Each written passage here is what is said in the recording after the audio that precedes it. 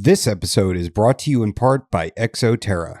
If you're as passionate about reptiles and amphibians as I am, you know that quality matters. I use Exoterra products on all my reptile and amphibian enclosures, which is why I'm excited to be partnering with them. From naturalistic decor to innovative lighting and enclosures of all sizes, Exoterra has everything you need for your cold-blooded companions.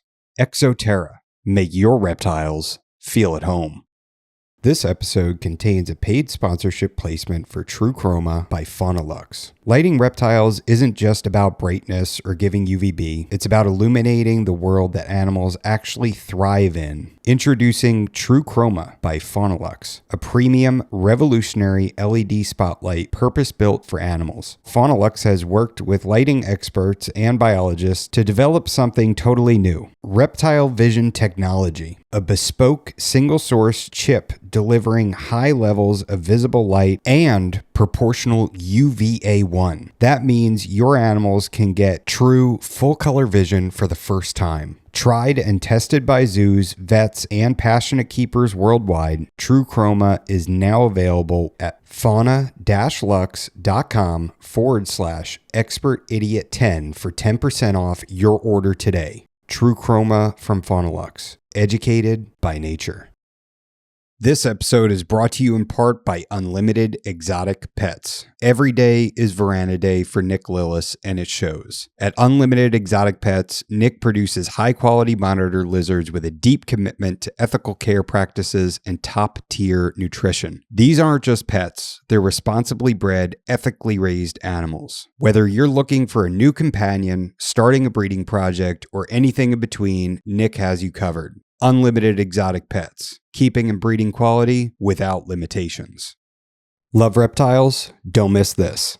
If you're passionate about reptiles, amphibians, and everything cold-blooded, Reptiles magazine is a must-have. Each issue is packed with expert care tips, stunning photography, and the latest news in the reptile world. Whether you're a seasoned herpetologist or just starting your reptile journey, this magazine has something for you.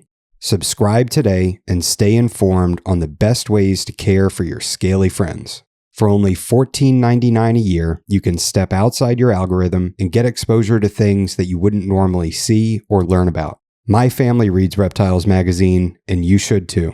Visit subscribe.reptilesmagazine.com to get started. This is the Expert and the Idiot podcast. If you like the show and you'd like to support us, there's a link to our Patreon in the description below. Some benefits include getting access to new episodes up to a month in advance. There's also links to USARK and USARK Florida. If you're not already a member, please sign up. Enjoy the show.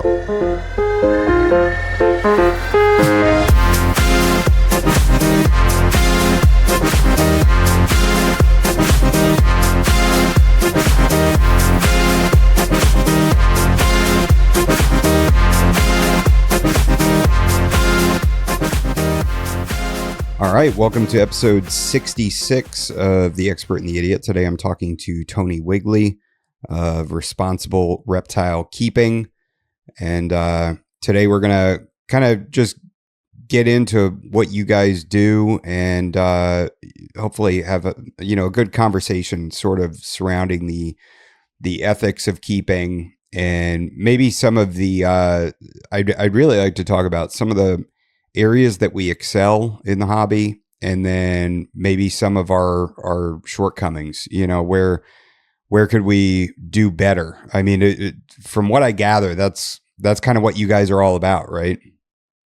Yeah, you got it. Thanks for the intro. That was quite a good, succinct lead-in for us. Nice work. There's a lot to what we do, but essentially we advocate. We do what it says on the tin. We advocate for responsible reptile keeping.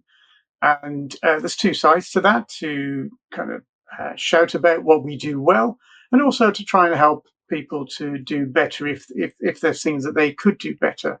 There's some caveats there for us to discuss. And what we do kind of overlaps with USR to a little degree, but where the way we go about it is very different. Our remit was set up to support organizations like USARK and the similar ones that we have here in Europe.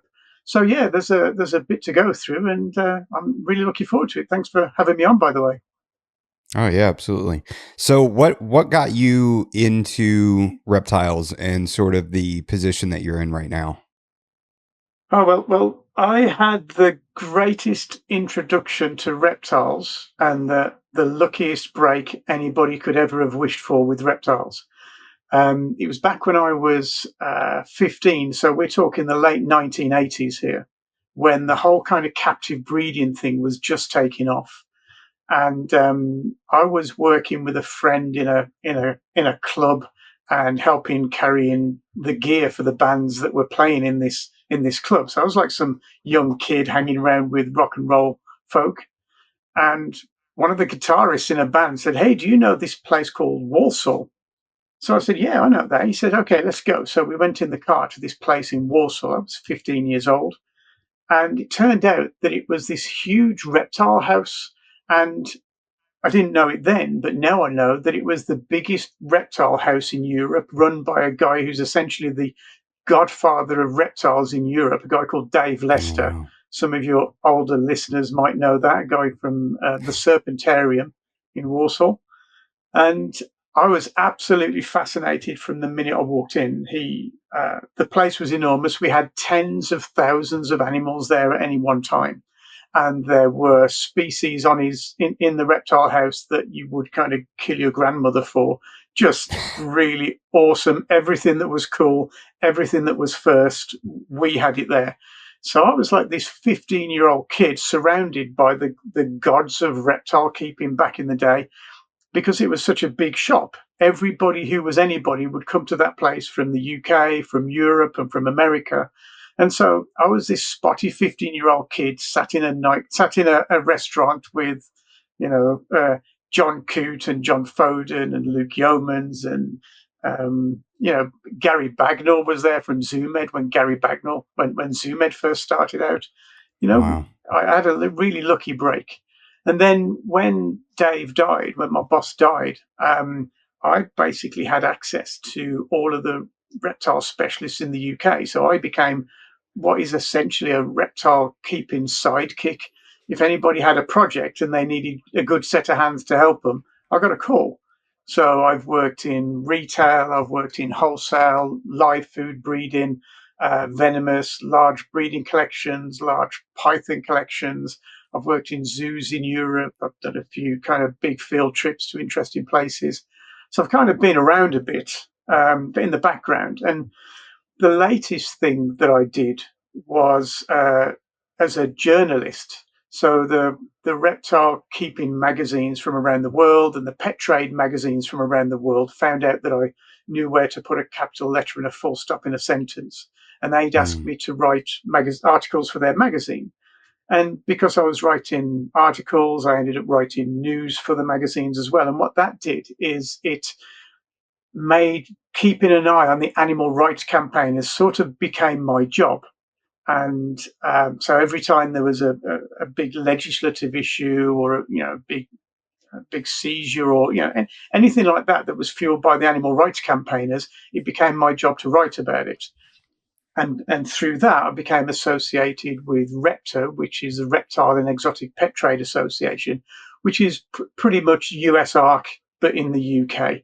And so I started working closely with them, using my communication skills to help them do their job. So that is a really brief nutshell of pretty much 40 years worth of work in professionally in the world of reptiles. And what have you kept along the way? What are you most drawn to in the hobby? That's such a difficult one, because it's not so much that I've kept and owned everything, but I've pretty much worked with everything that's been in the hobby in you know, the last 40 years. If you write off the last 10 years when I haven't really kept anything significant, but in, anything that was worth having, I've worked with it. So I've worked with king cobras, Komodo dragons, Oh and wow. everything from there. But if you ask me to put a name on my favourite species that I've kept and bred, it would be Tarantola chazalier, or Geckonia chazalier as it used to be. It's a really small gecko from Morocco. My brain left me Okay. for a moment there. It's a really small helmeted gecko from Morocco, and it's absolutely fabulous. And I was given a pair by a friend of mine, and I didn't realize they were so well sought after. And I had them for a couple of years and bred them. And when I bred Mm. them, I tried to sell them, and I realized that everybody around the world wanted them, and which was pretty cool. And Yeah, yeah, they're still my favorite lizards. that's awesome. So, what kind of care is required for those geckos? And they're really easy, actually. Pretty much desert. They're basically a glorified leopard gecko. There's not much extra you need. I mean, obviously, the very high levels of UV, which back in the day wasn't so easy to achieve. Back in Mm. the late, was it early 2000s? Yeah, early 2000s. So the UV lighting thing wasn't particularly sophisticated back then. Um, but that's one of the things that we like to remind people about as part of our work as responsible reptile keeping, is that the herpetological advancements and all of the breeding knowledge and all of the pioneering breakthroughs in reptile keeping, they haven't come from zoos. They haven't come from researchers or scientists. All of the breakthroughs, all of the advancements, all of the knowledge in herpetology, it's all come from private keepers. And so that in itself is a good reason to protect the world of private reptile and exotic pet ownership, because it's us guys. And when I say us, I don't mean me. I haven't come through with any great, pioneering breakthroughs, but it's us that are, leading the way for herpetology. And it's been fascinating over the last sort of 40 years to watch reptile husbandry advance so much. It's almost recognizable from when I started in the 80s. Yeah. Yeah, it's so I mean one of the so I try to see I try to be able to put myself in somebody else's shoes and try to see where they're coming from. And with the hobby and with keeping reptiles, it feels like it's sort of a spectrum as far as animal welfare, right? Like it feels like on one end of the spectrum, you could say these animals have no feelings, no emotion.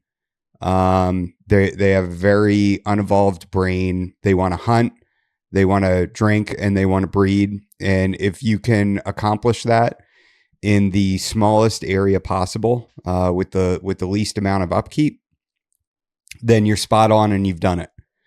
And then on the other end of that spectrum, I mean, let's just go to the total, not even being a reptile keeper, an animal lover. On the other end of that spectrum, it's totally unethical to keep any animal in any plastic box at any point in time ever. Right. So you go from, somebody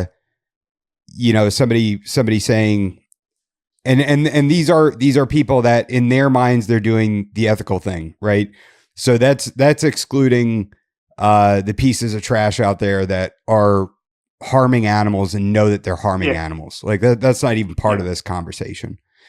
But just from an animal lover spectrum point of view, you have one side says you can't keep them in there no matter how you do it, it's unethical because these sometimes animals are wild animals. They should be out in the wild. They should not be kept in a plastic box. You're never going to be able to give them the care that they require for them to have a happy life.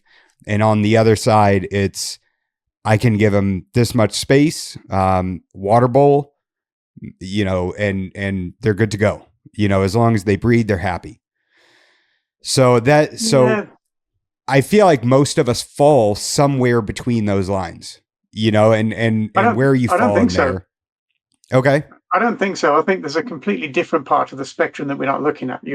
What you have there is a supposed linear spectrum, but up here are the really highly advanced keepers who have awesome setups, loads of enrichment. So it's not just people who say we shouldn't, and then people who say we should, but we don't have to work too hard. We've got a whole other community of people that really, really work their asses off to keep reptiles really, really well. And so there's a whole. It is a spectrum, but it's more like a ball of a spectrum, a Venn diagram, maybe. I don't know, but I don't think it's linear.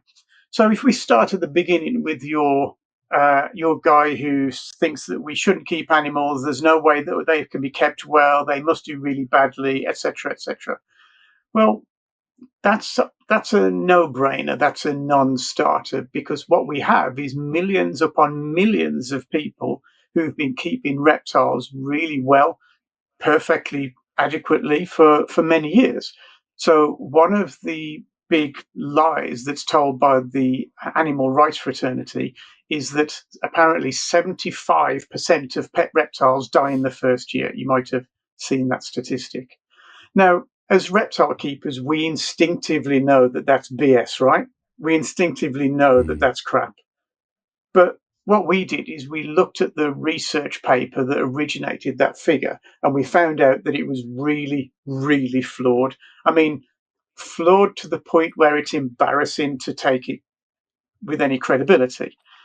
And then we also looked at the research from two separate places that came up with a different figure. They looked at 1 year mortality as well, completely separate studies, completely different modalities. And what they came up with was a very different number. One of them, I think, was 3.25% died in the first year, and another one, I think, was 3.6% died in the first year. So very, very similar figures from very different studies. So I know that longevity isn't a definite measure of welfare. Things can live long but live badly. But as a general kind of overview of welfare, bad welfare will usually lead to poor health, will usually lead to mortality. And the fact that we're having such good mortality in reptiles nowadays, most captive reptiles outlive their wild counterparts. So we've got to be doing something right. And we all personally know countless keepers who've got awesome setups with really happy animals. So that you can't keep reptiles well is a bit ridiculous, if you ask me. So then we move to okay, if we can keep reptiles, how should we keep them? Can I stop you there for a second? Yeah, sure. If people truly feel that, though, I wouldn't want to dismiss them by saying that it's completely ridiculous. Because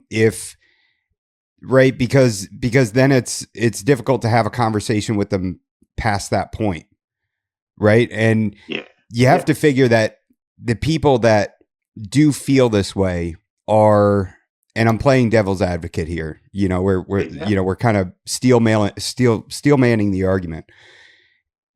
These people think that they're coming from the best place possible, right? Like they think that they're helping the animals, or do you feel that they just hate pet keepers?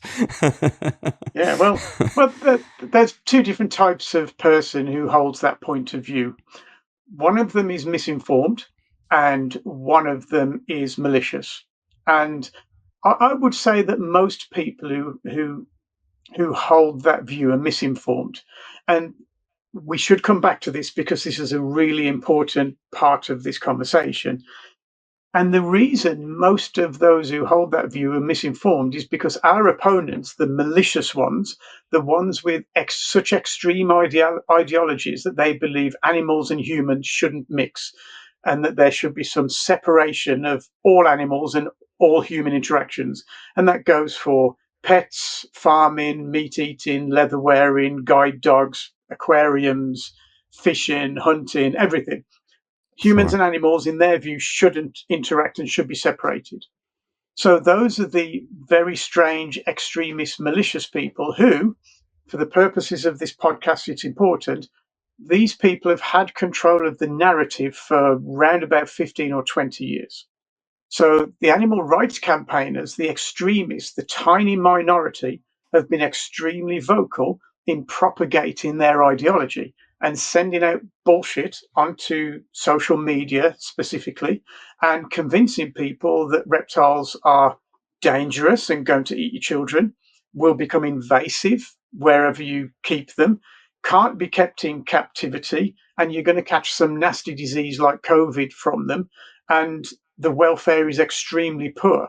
They propagate these 5 myths, and all of those myths have a very small element of truth in them. All of them are slightly true sometimes in some circumstances. But on the whole, they sensationalize it and convince the uninformed general public that all of these things are true. And therefore, most of the people who believe that you shouldn't keep reptiles, that they're all wild animals and, I don't know, going to eat your children or whatever, they're largely misinformed. And this is the purpose of responsible reptile keeping, to send media out there so that people have better information to work with. Because at the moment, our opponents have basically been able to say what they like about it, and nobody's done anything about it. We're all over here busy looking after our reptiles, enjoying our hobby. Until responsible reptile keeping came along, there was no one person or organization who took it as a full-time mission to take control of the narrative and spread our side of the story. And we're not here to be apologists for the bad keepers who do really shitty jobs. We know that they exist, and we try our best to educate them. But we do know that on the whole, reptiles make really good pets, are safer, less dangerous, easier to keep, and enjoy largely better welfare than most of the pet animals. But the average person in the street hasn't got that information, so that's why we're sending out so much content. And this is how we work with, but differ in our MO from USARC. USARC are on the front line. They're there doing the legislative work with politicians and governors and legislators all over the USA, basically extinguishing fires. When crazy legislation comes up, Phil Goss is there with his cape and his underpants on the outside, and he fixes that stuff. Yeah, That's his job, fighting fires, and they do such a good job at that. What our job is to support them with media so they have fewer fires to fight. If we can let people have the truth about reptile keeping, then hopefully fewer things will end up on Phil Goss's desk. That's our mission. So how do we reduce the bad keepers in the hobby? Like if somebody comes in contact with your media and they say, boy, you know what? Maybe snakes are misunderstood, and maybe they do make great pets, and maybe I should get, a family ball python. And they go to a show and they pick up a ball python, and little do they know, here in America, we have Craigslist. There's like 170 ball pythons in their area that are, kind of being tossed aside, like trash, because they're no longer a wanted pet. And so how do we recognize some of the downfalls and our shortcomings in the hobby, like, sort of disposable ball pythons that are being sold at very low cost, and cost is a difficult conversation too, right? Because you say like, well, maybe increase the cost and it'll make it so it's not such a disposable pet. And then you get into the argument, but then are you gatekeeping and keeping people of lower income away from being able to keep reptiles, which is wrong? Yeah. Right. Yeah. You want it to be accessible. Question. Yeah. That's such a broad question. And let me have a crack at that. So does poor welfare exist in the reptile sector? Absolutely it does. How do we fix that? One word answer: education. And we've done a really good job of that in the reptile sector over the last sort of 40 years. The accessibility of information now is far better than it's ever been. So when I started keeping reptiles, I was in the greatest position ever. If I wanted to know about any animal at all, I could call up anybody in the world and get instant access to the world's best keeper. I was in a privileged position. Everybody else had to buy a book, read a magazine, or go join their local reptile society and hope there was someone there. Nowadays, we have access to such a wealth of information and expertise online that information is there. Now the problem is discerning between the good and the bad information. Yeah, and there's ways to do that, but I don't think there's certainly plenty of people who don't do well at it. But the information is out there, so that's the first thing.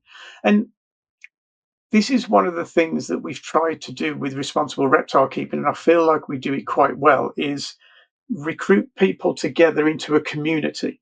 And the idea is that if people are not quite doing as well as they should, we're not going to castigate them and flame them online, or stop following them online, or tell everybody else that they're awful.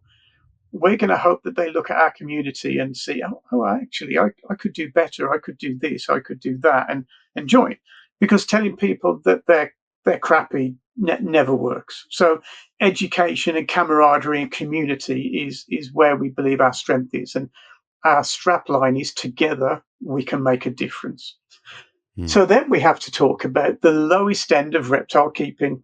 Now, you and I assume, most people here have got, reasonable enough income to provide for our reptiles. I can see some really nice enclosures there behind you.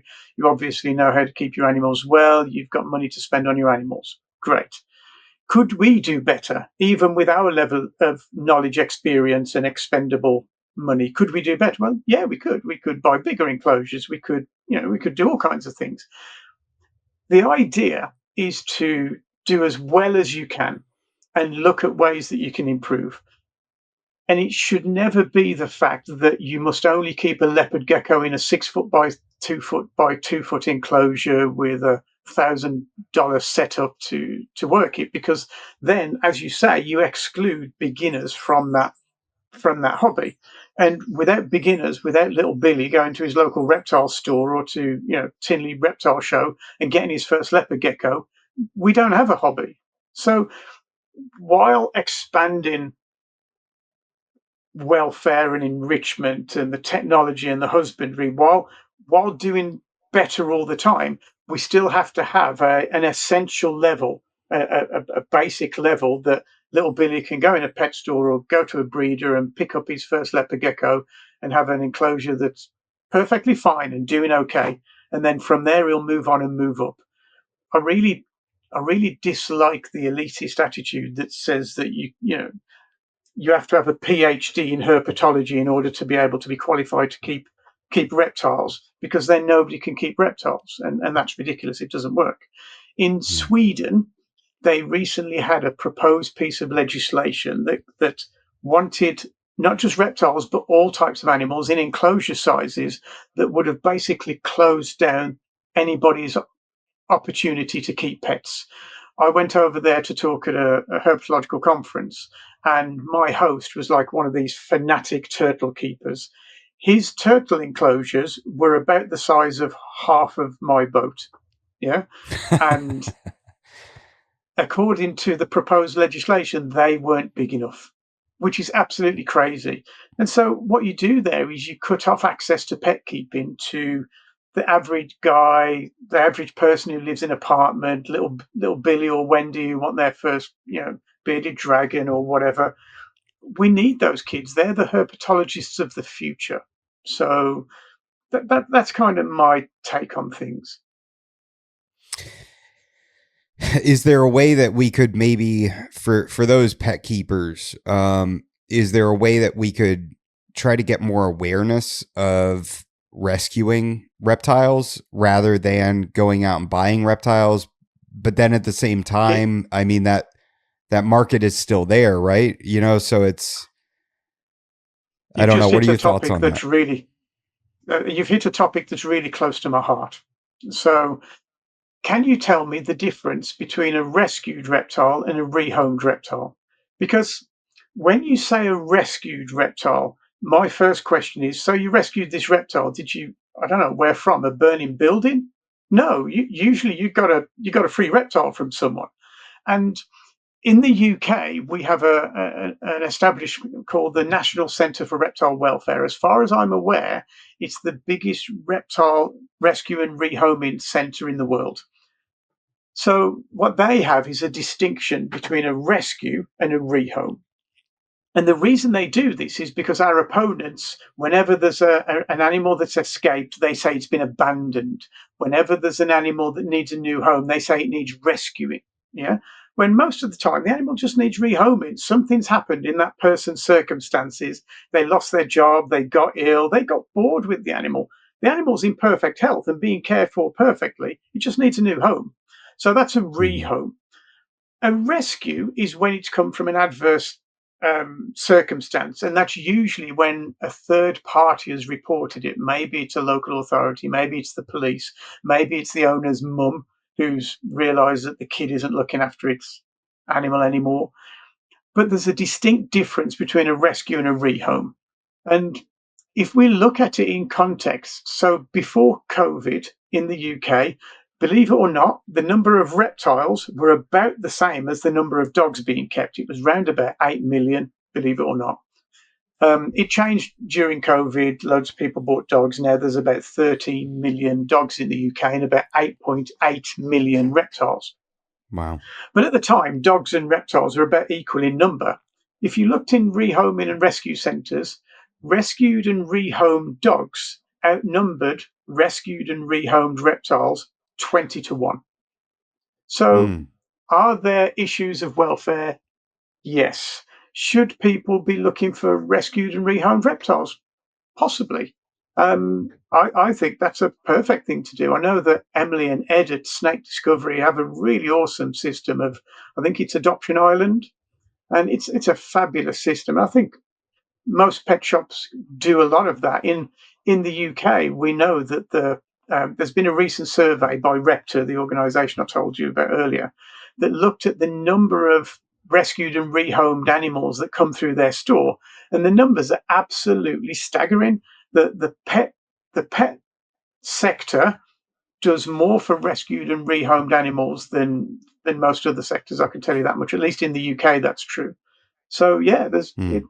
picking up a rescue that a reptile that needs a rehome is another new home is a great thing to do. Sure. I mean, so a couple friends of mine, Paul and Joy, just rescued. I think it was 67 snakes from Wow. a hoarder that had a whole bunch Yeah. of animals, and so some of the ball pythons weighed like 130 grams, and they're like almost 3 years old. So they're in horrible conditions, and now It does happen. they've all been yeah, sure, it does, and that's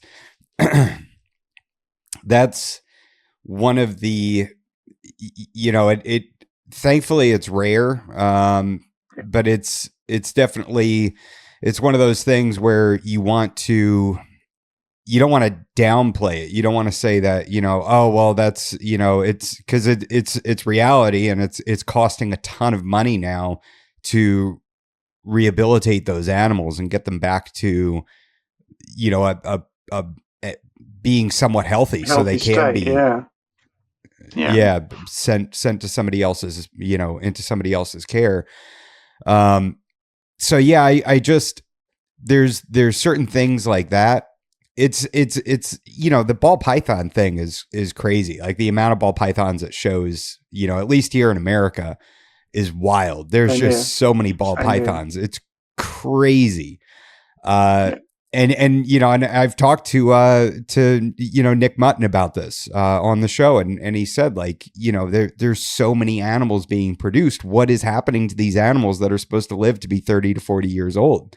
It's so is that is the overproduction of certain species, is that something that we should take into consideration as being potentially problematic, or something that could be viewed as problematic? But if I'm honest, this probably strays. Overproduction strays outside my area of expertise, I have to say. But it's interesting because we I don't think many people are quite aware of the number of ball pythons that are being produced. Um, and these aren't just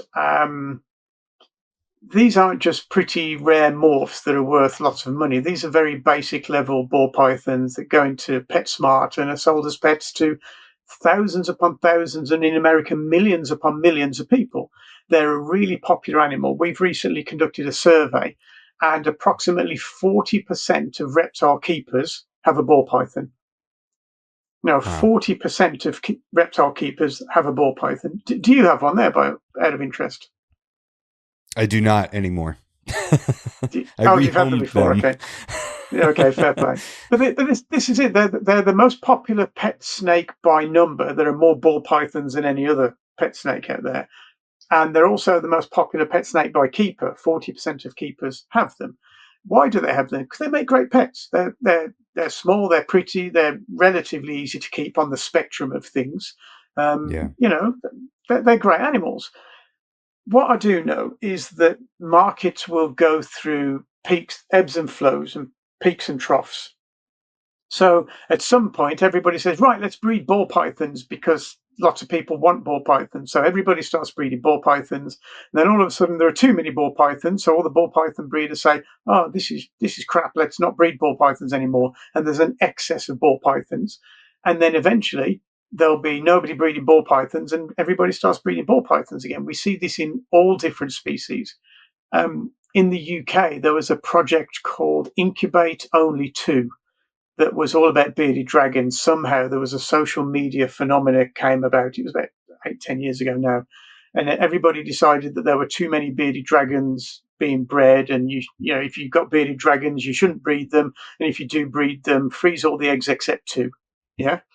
Wow. Now, what actually happened there is the two big wholesalers couldn't get hold of enough bearded dragons and were importing them from America to satisfy the demand for bearded dragon because nobody was breeding them. And Wow. this just talks about the ebbs and flows. And this is capitalism, and unfortunately, I say unfortunately, I'm quite proud of capitalism, but it does affect our market. And if there's a market for an animal, people will breed them, and if there's not a market for an animal, people stop. How much is a Mexican black king snake over there? No, do you know? Oh no, I don't know off the top of my head. Are they rare over there at all? No, I don't believe so. I think that they're, I mean, if you want one, you can get one.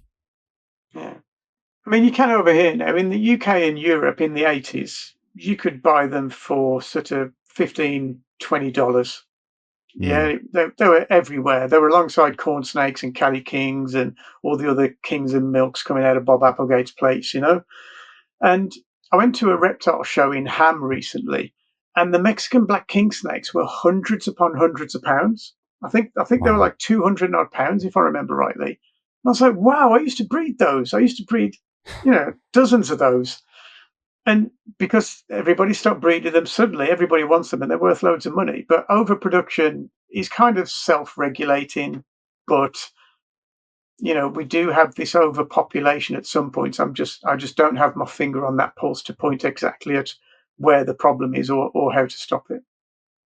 Yeah. It makes me wonder about, maybe using, I mean, I don't know if it's terrible to say, but using, ball pythons as feeder animals, if they're going to be produced in large, well, I mean, hear me out. Oh If they're going to goodness, be, yeah, if they're going to be produced in large numbers, to achieve a specific morph or, a certain paint job, then you end yeah, up with a lot that don't meet the criteria of what you're looking for. And it ends up being this low yeah, cost animal, which is low value, which could, just kind of be, like I said before, a disposable pet in somebody else's eyes, obviously not in my own eyes. yeah, But if you're looking at them from a feeder standpoint, if a life is a life, a feeder rodent is also an animal, right? That definitely has the capability of being a fantastic pet, a yeah. rodent. So is there a difference there if you were to say, hey, we could utilize these as feeders for monitor lizards, your cannibalistic King snakes, things cobras, like that? yeah. Yeah, exactly. Well, yeah. What we've got here is two different approaches. The first is a pure hard-nosed scientific approach that says a life is a life. This is what these snakes eat: predator prey. There should be no ethics to worry us. But it's not just a scientific approach. What we have is an ideological approach to reptiles. It's the same reason we Mm, don't eat cats and dogs, and it's the same reason we don't want to feed ball pythons to king cobras. It happens, and you can't scientifically say there's anything wrong with it. But ideologically speaking, philosophically speaking, people will sometimes object to that. And what it comes down to at the end of the day is, legally speaking, is there any reason why that shouldn't happen? And the answer is no. And that's largely where we focus our attention, on the legalities side of things, because if we start imposing philosophical or ideological standards, well, then we have a problem, because from there, whose standards do we impose? My Mm-hmm. standards might not be acceptable to you. Your standards might not be acceptable to me. And the higher standards we go, and the more oppressive standards we go for, the less and less keeping can be done. So the only standard you can really impose, or rely on, or use as a benchmark, is the legal criteria. And that's what we have to focus on. In terms of the market, we've got to just look at, what the animals are worth and where the markets are. And it always happens that if there's no market for them, then people stop breeding them. Nobody breeds them for fun, when they're left with animals that they can't sell anyway. Yeah. Sorry, Tom, I'm just going to Where jump back in on something that you said Sure. earlier about your friend taking on those that collection that had been poorly looked after. Yeah. This is something else that makes me quite proud of the reptile community, and I'm pretty sure it happens in the USA as well, that the reptile community have routinely stepped up to look after these kind of crises when they occur. The reptile community has invariably put themselves out and stepped forward to look after animals that need new homes. The NCRW that I was talking about earlier, the National Centre for Reptile Welfare, they run a service where, if there's an animal found in the wild, and when we say in the wild, it's just anywhere it's not supposed to be. We can't know whether it's been abandoned or whether it's escaped, so we don't use that terminology. We just say that it's in the wild. What will happen, the boss of that establishment, a guy called Chris Newman, will put a post out on social media, on Facebook, and say, hey, anybody in this zip code, there's this animal that needs collecting, can you go get it? And there'll be a volunteer who will go. As far as I'm aware, there's not been an animal that hasn't been collected, apart from one that disappeared. But all of those animals have been collected, most of them within 30 minutes. And I think the world record is that the animal has been secured and collected within 4 minutes. So these are totally random reptile keepers on Facebook who step forward to do that work. And most of them get either rehomed to their original owner, who didn't even know it was lost, or rehome to another keeper who gives it a new home. And it's something I'm proud of the reptile community for. I don't think it happens in other pet taxa. Yeah, I feel like that's something we need here in Florida. We in my area here, we recently had a Asian water monitor show up on the Wow. news, just walking down the street. So then you go to the comments and it's, oh, I could solve that with a 44 Magnum, and so No. in my mind, it would be like somebody saying that about a golden retriever A trotting dog down or the a road, cat, yeah. Yeah, it's where absolutely it's, right. And go ahead. yeah, again, it's a perception thing, and this is where we're trying to change the perception of the public and the information that the public work with. The only good snake is a dead snake kind of thing needs to go away real quick. And the problem is that good information about reptile keeping isn't out there in the public domain very well. You have to be pretty nerdy and involved in some really niche kind of Facebook and Instagram pages to get this information. Our job is to perpetuate our side of the story so that people understand it, setting the record straight. And one of the best things that your viewers can do to help what we do is to share our content. And I'm not just talking, I mean, yes, please share it in your reptile communities. But if you just share it on your own homepage, on your own platform, on your own profile, so that your Auntie Betty sees it, Auntie Betty, who's not interested in snakes at all, but she sees stuff on your platform, and it helps to kind of give her the information and to gradually seed her brain with the truth, rather than the sensationalized stories and prejudices that are more common now. Mm. Yeah, it's I want to get a water monitor, and so I'm going to make damn sure that the enclosure is as secure as possible. But what if something happens and he gets out, then I'm terrified as to what could happen to him, and Yeah, so it's definitely a perception thing. And maybe that's on, partially the responsibility of reptile keepers is to take their animals that are suitable for such things and bring them out in public and educate people and show them what reptiles can be, and their capacity to be yeah. a really good pet. Well, this again is something that we took on as a mission.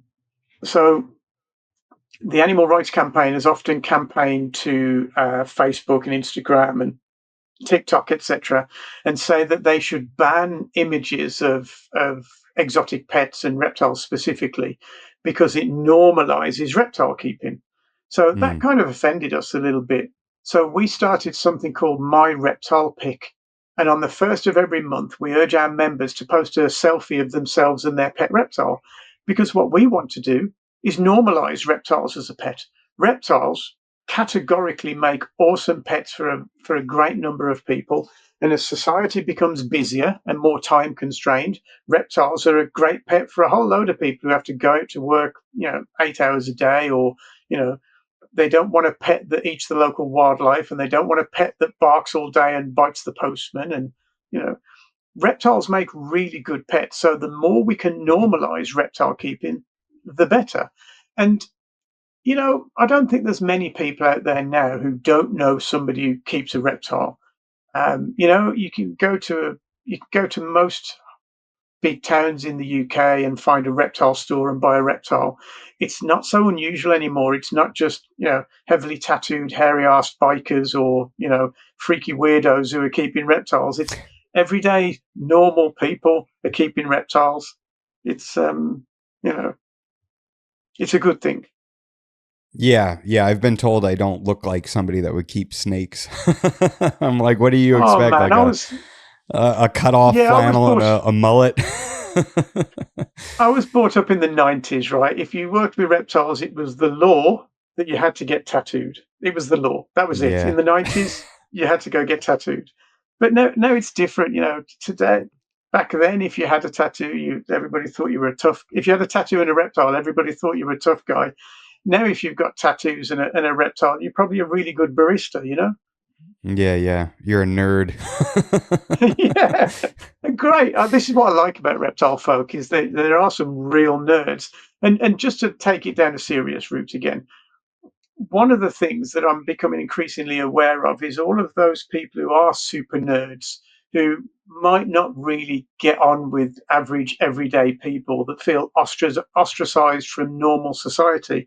It's amazing how many of those have an affinity with reptiles, and the practical everyday work of keeping reptiles does their mental health real good. And if it wasn't for the reptile keeping community, I'm not sure that, these people that I've spoken to say, all of my friends are reptile people. I only want to speak to reptile people. That's my thing. My community is the reptile community. Without reptiles, where would they be? I don't know. But certainly, I feel that reptiles are a conduit for their good health and their good, finding their niche in this strange world that we live in. It's something else I'm proud of us for. Absolutely. And I can say firsthand that I've reaped those benefits of reptile keeping, that Mm, it is beneficial for me mentally. yeah, What about getting into responsible reptile keeping? Like actually, so what is responsible reptile keeping? How would you responsibly keep a ball python, for example? that's a very good question, and my answer is I don't know. So here's the interesting thing about us. My reptile keeping expertise became expired in the mid 2000s. Yeah. As you know, we live on a boat. I don't have any reptiles aboard. All of my reptile experience now comes from field trips. I've recently been to Equatorial Guinea, which was quite an adventure. I go and look after my friend's zoo sometimes, and he's got Komodos and Cuban crocodiles and things like that. Wow. And also I go to visit other people's collection. And while I do miss keeping my own reptiles, at least I don't have to clean up their crap. And I am sick to the sight of reptile crap, I have to say. So it's good. I get to enjoy your reptiles, but I don't have to clean up after them. Big win. So really, if you're going to ask me about husbandry, I'm not going to give you an answer. I'm going to give you a phone number of somebody who knows a hell of a lot more than me. And it's one of the things about responsible reptile keeping the organization is that we don't try to teach people about exceptional levels of husbandry, because there's plenty of people out there that could do it far better than us.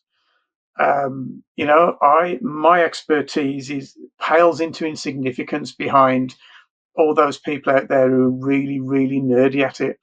I understand industry, I understand the business, I understand ethics and welfare, and I understand the politics, and I understand the legislation, and I understand the communication side of things. And I really enjoy going to see other people's collections, and I really enjoy seeing them in the wild. When I leave here today, I'm off down south to meet a guy called Paul Burrows. Do you know him? And Riddler's No. Reptiles and Repti Ben. We're going to meet them, and we're going herping in the UK. Oh, Fantastic. that's Really awesome. looking forward to it. We have 3 species of snake and 3 species of lizard, and that's it. And we're going to find all Awesome. of them.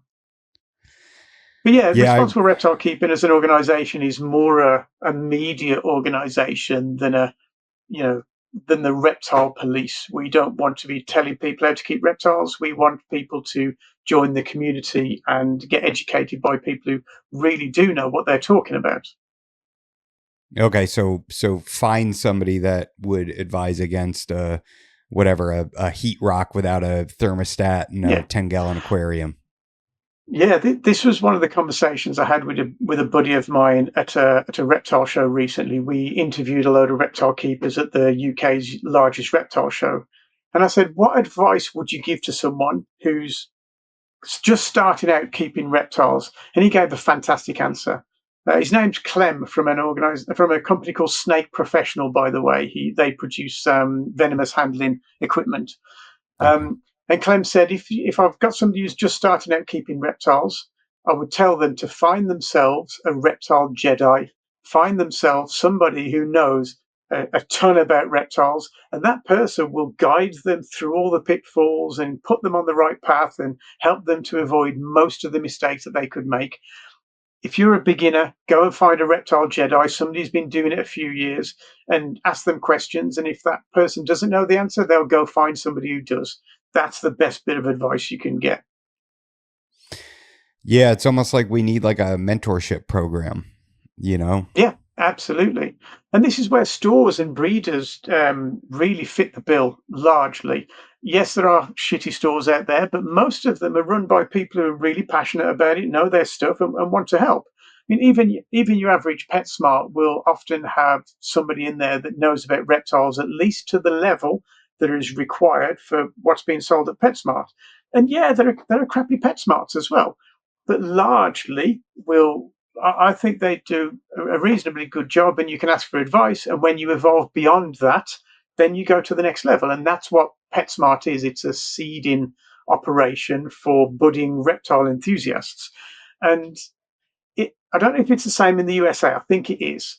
But in the UK, round about 85% of all the reptiles kept and sold are from 6 species. Wow. Can you believe it? That makes So sense. let's see if you can name those 6 species. What you got? Ball pythons, leopard Yeah, geckos, bearded yeah, dragons, corn yeah, snakes. yeah. Uh, boy, what else? What else? What else? I'll give you the last 2 because we All could be here right. a long time. Crested Yeah. geckos Okay. and Yep. what we call Mediterranean tortoises. So like hermans and horsefields. Yeah, lump them Okay. in together. Fast coming up behind in 7th is Western hognose. And I was on a podcast a couple of weeks ago, and he reckons that Western hognose are actually the most popular pet snake in the world, because in China, where they don't have ball pythons, Western hognoses are everywhere. We haven't got the data, Mm. but he reckons Western hognoses are the most popular pet snakes in the world. I wrote an article 20 years ago saying that hognose were going to be the next big thing, and it's only taken 20 years for my prediction to come true. And what about the toxicity of their venom? Yeah, small issue for a small number of people. Interesting, give people the information that they need, and they can work around it. I'm more worried about the toxicity of cat bites. You know, Sure. if you get bitten by a cat, you got some serious problems. Almost certainly, you're going to have serious problems. So it's the same kind of common sense approach to how dangerous your pet is. And this is another piece of research that we have here in the UK. The NHS ran a program a good few years ago now, where if you arrived at an emergency room and you were there because of an animal related injury, they had to log it. Yeah. And I've seen some other research from different places, and I'll ask you a question again. What do you reckon is the most dangerous kept animal? And I'm saying kept animal as a bit of a clue. What do you reckon the most dangerous Uh, kept animal is? I would have to say a dog. Okay, that I think is third. So I'm gonna answer my own question because it's a bit of a trick question. The most Sure. dangerous kept animal is cattle. It's not really a pet; it's more Mm. of a ranching farm thing. So let's exclude cattle for a while. The next one down from that is horses. Yeah, and the Mm. reason horses are a problem is they're so big that if they're going to mess you up, they're going to mess you up pretty badly. If they bite you, if they kick you, if they kick you off, if they headbutt you, you got a problem because horses are so big and so strong. Next after that is, of course, dogs, and then cats, and then everything else. What do you reckon is the safest pet animal? The pet animal that gave the fewest number of people's visiting the emergency department in the UK, the safest pet animal you can have? Oh man, fish. Yeah, fish. Good. Yeah, well done. Fish. So obviously, I mean, there are some pretty nasty diseases you can get from fish if you start messing around in crappy water. But generally they're pretty cool. And Yeah. after that came reptiles. Reptiles were the second safest pet you could keep. You And it know, was it's interesting to see. Sorry, go on. oh yeah, sorry. It's just it's funny you say that because you said the cattle, and I know people that keep cattle, and bulls are extremely dangerous animals Yeah, man. that can just crush you with a thought. And Yep. and then what's funny is as you were talking, I was just thinking about how my parents, my mother has sort of a fear of snakes, but she's had her pelvis and her finger broken by horses. So it's you have like this irrational fear, but absolutely loves horses despite the amount of damage and pain and suffering that they've caused. And this is exactly my point. When we start talking about legislation and the way that animal rights campaigners attack us, is that we need to be proportionate about it. Can reptiles cause you damage? Certain reptiles, yes, they can. But proportionately speaking, human health and safety doesn't isn't a significant issue with reptile keeping. It's more significant in dog keeping, horse keeping, cat keeping. So anybody who uses that as an argument to ban reptile keeping, it isn't being fair at all. I believe there should be a low benchmark, a low bar, where anything that's less invasive than a cat and anything that's less dangerous than a dog should be allowed. Because if we're going to allow cats and we're going to allow dogs, then why shouldn't we allow reptiles? There's Yeah. much bigger problems. Everything that we're attacked with, whether it be the human health, the zoonoses, conservation, all your animals are stolen from the wild, the invasive species, and the welfare thing. There are far bigger problems where they're concerned with other pet taxa, and reptiles, I think, do really well on the whole. Do really well. Are there incidences of all of those issues with reptiles? Yeah, but they're minor compared with all the other pet taxa. So leave us the hell alone. So how do we it seems like it's kind of we're getting it from two fronts, right? There's the people that uh don't necessarily have a dog in the fight as far as you shouldn't keep snakes as a pet, but they're the people that say the only good snake is a dead snake, which is like the total Yeah, opposite of what like your animal rights activists would say. So we're kind of getting Well, you hit say from that, but two that's it. not. You say that, but that's not quite accurate. As far as PETA are concerned, um, they have a slogan: "Better dead than bred." They would be happier if pet animals were killed or gone extinct than being captive bred or being kept in captivity by pet keepers. That's one of Who their is saying principles that? and policies. PETA, the People for the Ethical Treatment of Animals, Really? They and the say leader that? of yeah, better dead than bred. And the other thing they say is the leader of PETA said that the sooner we can dispense with this idea of pets and ownership, the better. So you should never be misled to believe that they have ethics or welfare at the heart of their operation. They are much happier for an animal to die than they are for it to be well cared for as a pet. Their entire remit is to stop us keeping animals, and they start with small things like talking about enclosure sizes or welfare or conservation issues or any one of the other issues that they sensationalize with the view to curtailing or ideally, in their view, ending reptile keeping. That's their aim. That's what they're trying to do. And that's what they're gradually achieving. And Jeez that's why we Louise. do what we do. Yeah. And they're not That alone. is HSUS holds a similar principle. The RSPCA in the UK has similar principles. Even the British Veterinary Association, 82% of vets believe that reptiles are poorly kept. To which my question is, how would you know? How many vets out there know what Ferguson zone to use on a bearded dragon, or where a crested gecko comes from, or how what you should feed an iguana? They don't know this answer. So how do they know if they're badly kept? They clearly don't. They might know what to do well, when they it's ill, probably and that's where they're. I know what you're going to their say, and you're right. sample yeah, their exposure is only to sick animals that are not being kept accurate, kept well. So I understand why they would say that. You have to imagine that seeing that day after day is probably very depressing, right? If you're seeing a bearded dragon come in with MBD, or a ball python come in with a respiratory infection that's severe, or stomatitis, or take your pick. You're seeing these things come in, and I'm sure that has to take a toll on you. And then you end up with your 82% that says this sucks. I'm tired of seeing these sick Well, reptiles. one of the problems that we have is that, unlike dogs and cats, reptiles don't often go to the vet for routine visits like worming and things like that. So that is a Sure. consideration. Also, there's very little education for vets when it comes to exotic species. So that's another thing.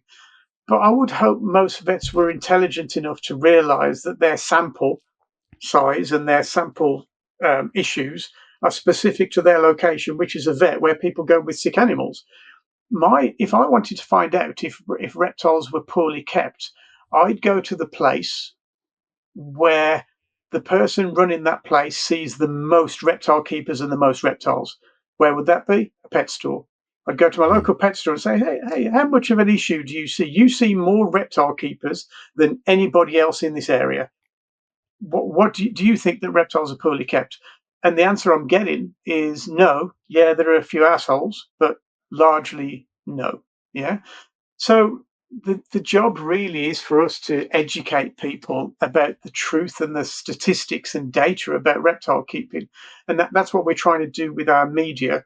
We gather information, we gather all the science and the data, and we use our communication skills to distill it down to a quick message and a bit of content that people will consume. And what we're doing is we're producing so many different types of content because different people like different content. So you might like a 2 hour podcast. I might like a magazine because I'm older. Somebody else might want a 3 minute video. Somebody else might want an interview. So it's no good me giving you a magazine and telling you to go read it because you don't like magazines, you like podcasts. So what we do is we produce videos, podcasts, interviews, documentary series. We do a magazine, we have articles, we produce so many different types of media so that the message gets out there to as many different people as possible. And we deliver it to exactly where they hang out. So we don't just put it on our dusty old website and expect people to go find it. We deliver it to where those people hang out. And where are they hanging out largely? On the internet, on social media. This is where people go to get their information. It's where people go to get their news, do their research, find their communities, build tribes, build ideologies and ideas. It's all done on the internet now, and we haven't been there for the last 15 or 20 years. That's why responsible reptile keeping is doing what we're doing, producing all this data, distilling all this information, producing content, and then getting it out there to the masses. That's our job. You use the word tribes, and it just made me really quickly think about how tribal the hobby can be, Oh and the man, infighting within the hobby, yeah, right? it's a Tubs big and worry. racks versus big enclosures versus this Yeah, and that, and yeah, uh, it's this whole, enrichment, jungle gyms, all these different things, yeah. and we can get so tied up in this animosity against each Infighting. other. Yeah, it's just infighting.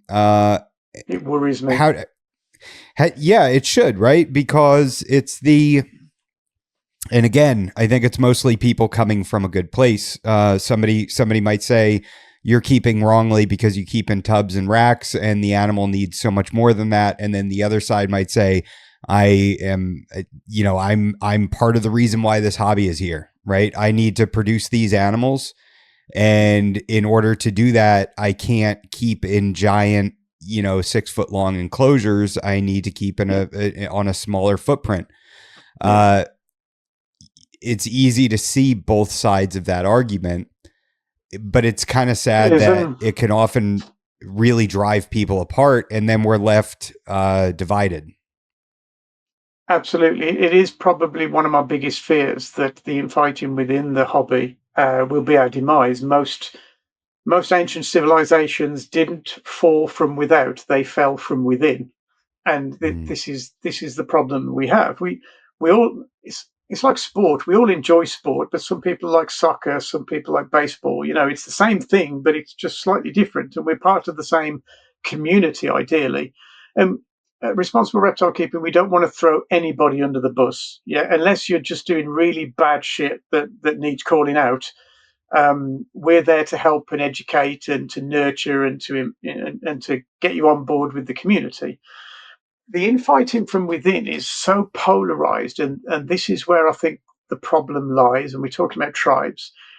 My advice to anybody thinking about reptiles is that if you have a black and white opinion on anything, not just reptiles, on anything, you're probably wrong, because every topic has nuance and detail and circumstance to understand before you can start discussing it. Um, it's such a difficult one, and one of the problems that we have is the highly virtuous keepers who say that only the most extreme levels of keeping are suitable. They pretend that they talk for us as the whole hobby and the whole community and the whole industry. And having that kind of animosity from within is a real worry for me. We would prefer people to discuss detail. And one of the things I know from 40 years in the industry is that the industry is very much like an oil tanker. It moves very, very slowly. And what you have is at the front of that oil tanker, you have a few tugboats, the real pioneers who are pulling the hobby and the industry in the right direction and making advancements. What you also have behind the tugboat is a few anchors, and I deliberately left off the W at the beginning of that word, but the anchors hold the hobby back. They're going to do what they've always done. They're never going to change. They're never going to get better. And telling that they're wrong is a waste of everybody's time, and we just wait for those guys to expire. But our hobby in the last 40 years has moved so quickly in husbandry and welfare that I'm really, really proud of it. Very proud of it. I don't see the same advancements in mammal keeping, bird keeping, horse keeping. I haven't seen the same advancements as we've seen with reptiles.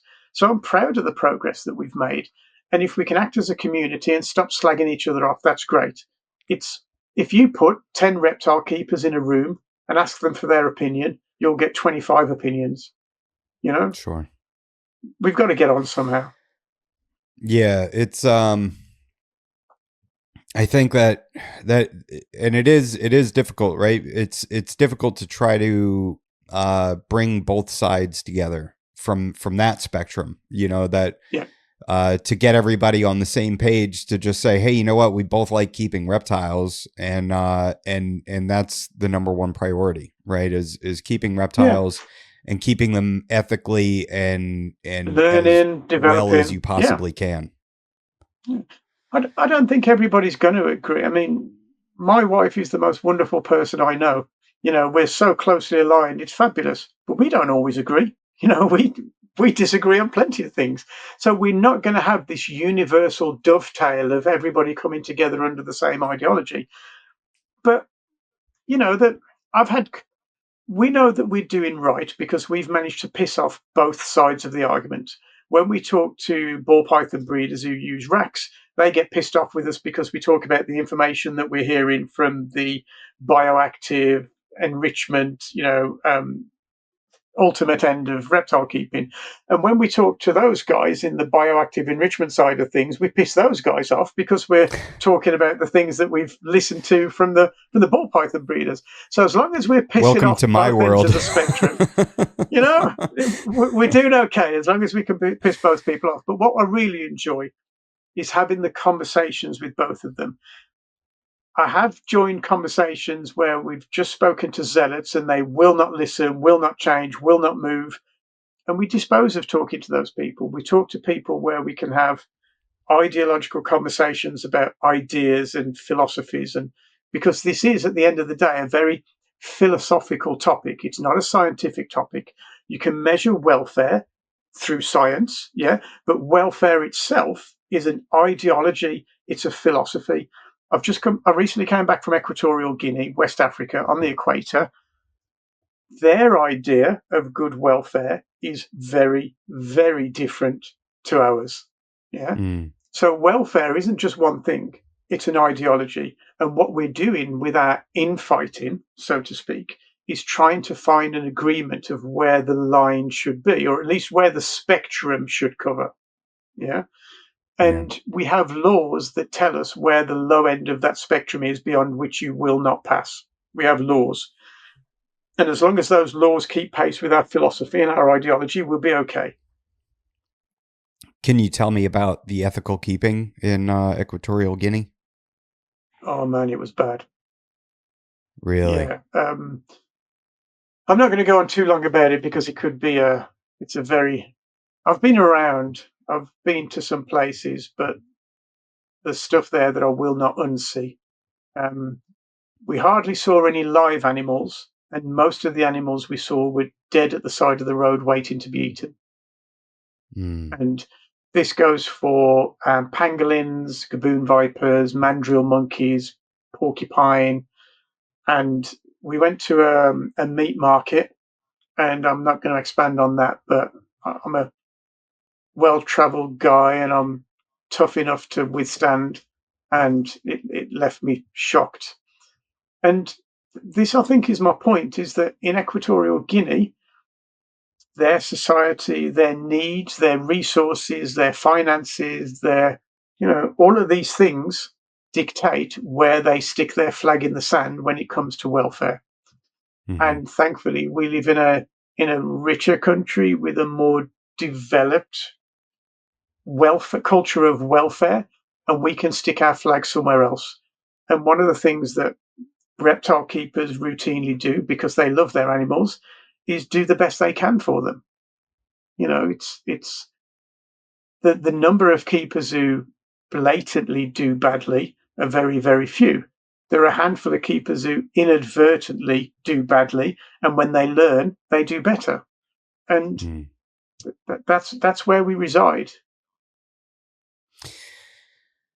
Yeah, it's if you were to look at their situation and judge it, it's coming from such a place of privilege, right? Because you can just walk to your refrigerator and pull out, 5 pounds of chicken and, cook it up and it's probably free range, organic, whatever you want, like it's just such a different way of life, that it's ultimately it's just wrong to judge it from our lens.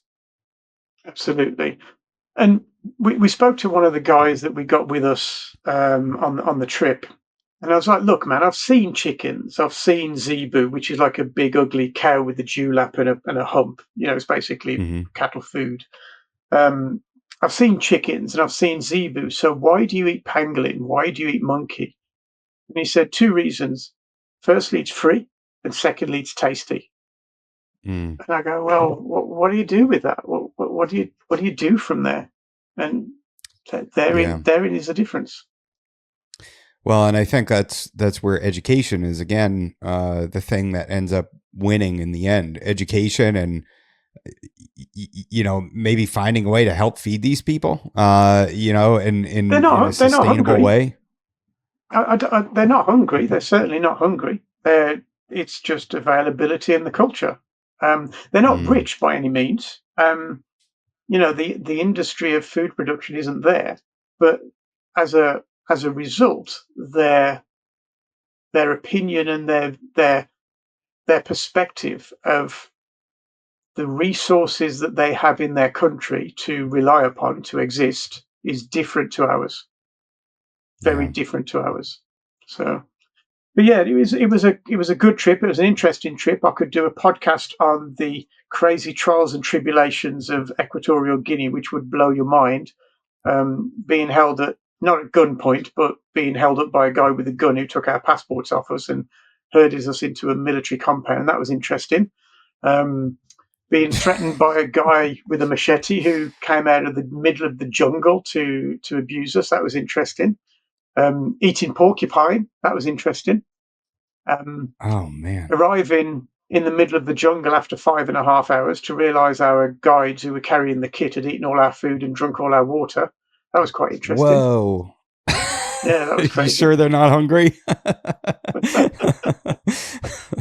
It was a fun trip, but yeah, it's a different world. It's a completely different world. So Yeah, I just got back from herping the Everglades, and we yeah, went out there.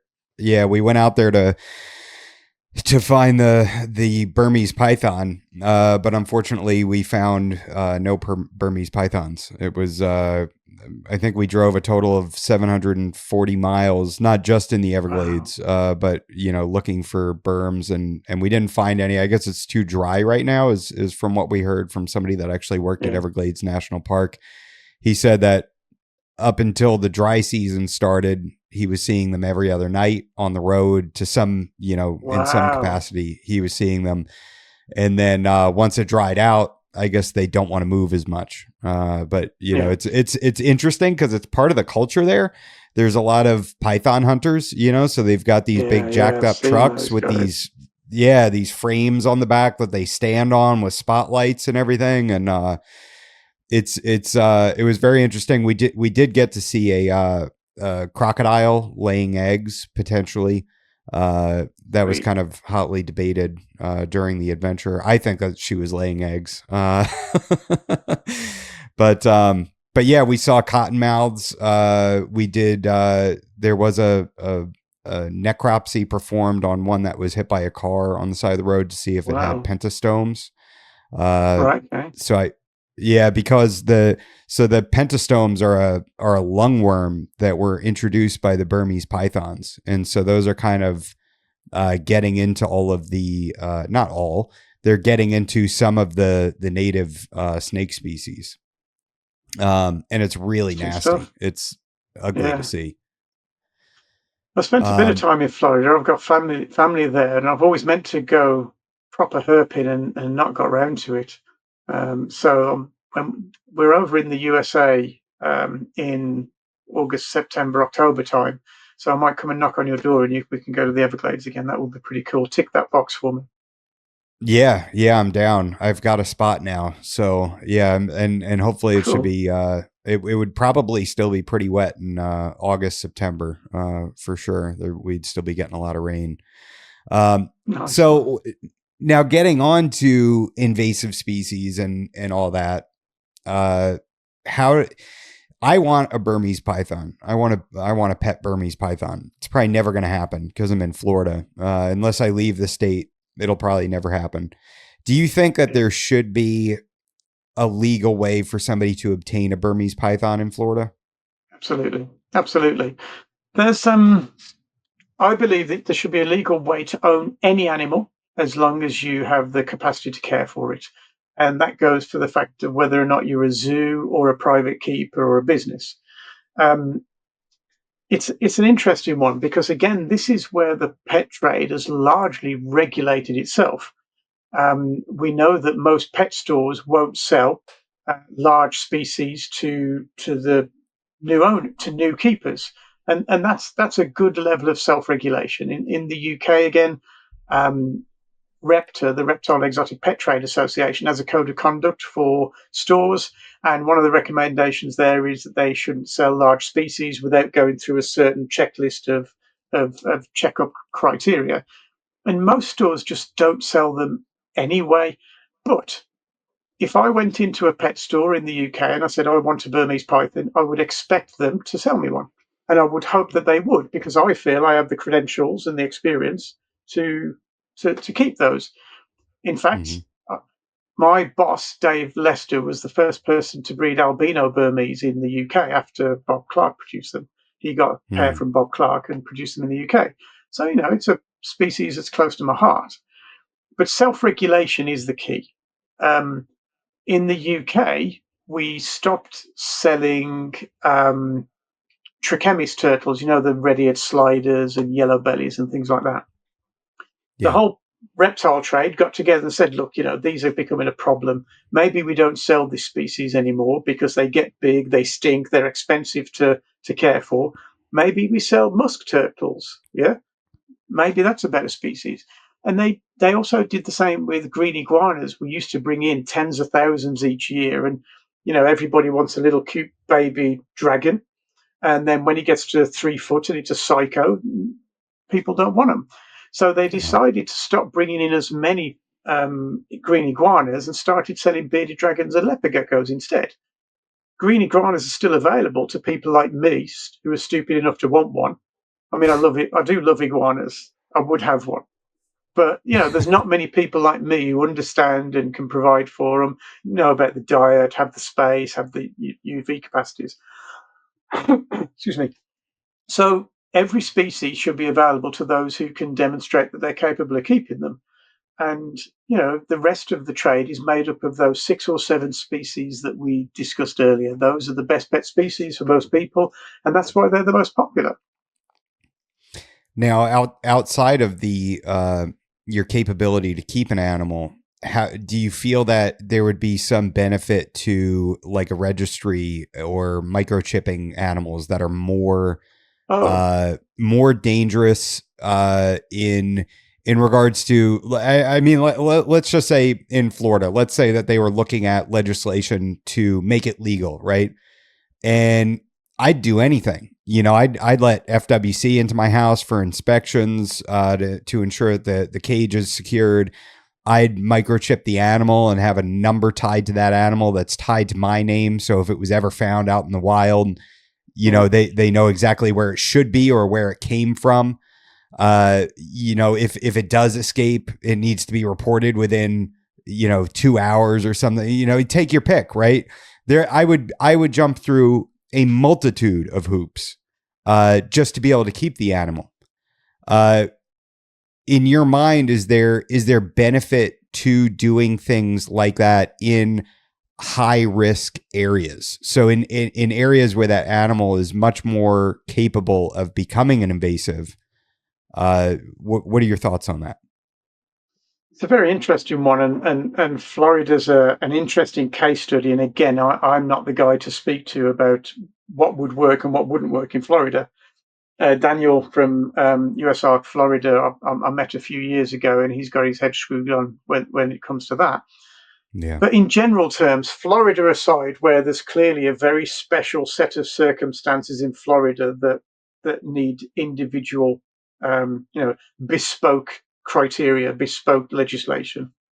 If we're talking in general about whether registration processes work, the answer is Largely, no. In most cases, people won't register their animals. It hasn't worked with dogs and cats in the UK. Did you know that ball pythons are banned in Spain? No. So ball pythons are banned in Spain. It's a story I can tell you later because it's absolutely outrageous. But ball pythons are banned in Spain, and in Valencia, one of the biggest provinces in Spain, you were supposed to register your ball pythons. Guess how many people registered their ball python in Valencia? 7. Yeah. Um, in the UK, we have something called the Dangerous Wild Animals Act, which is actually pretty cool. The aim of this act is to protect the general public from dangerous wild animals. It doesn't want to protect you. If you get eaten by your tiger or bitten by your king cobra, that's on you, man. That's okay. We don't mind that. We just don't want the general Yeah. public to be harmed. And in that respect, it's one of the most successful pieces of legislation I've ever known. And I think it's unique in the fact that it's the only piece of legislation of any variety that I've ever heard of that's been 100% successful. And when I say 100% successful, I mean that there has never been an incident where a member of the general public has been harmed or killed by something on the dangerous wild animals list. So that's pretty cool. However, we know that around about 10% of venomous keepers in the UK have a license. Why is that? And this is something I'll come back to what you said earlier, that you jump through all kinds of hoops. The problem is that the people administering these licenses or criterias or etc. are usually clueless. And the FWC, I know, is particularly clueless. And certainly in the UK, most of our authorities and administrators are clueless. Who's going to inspect you? What standards are they going to enforce? Are they going to be able to have the resources and funds to enforce it? In many cases, the answer is no. And I honestly think that education and self-regulation is a far better way of deciding whether you can have a Burmese python in Florida.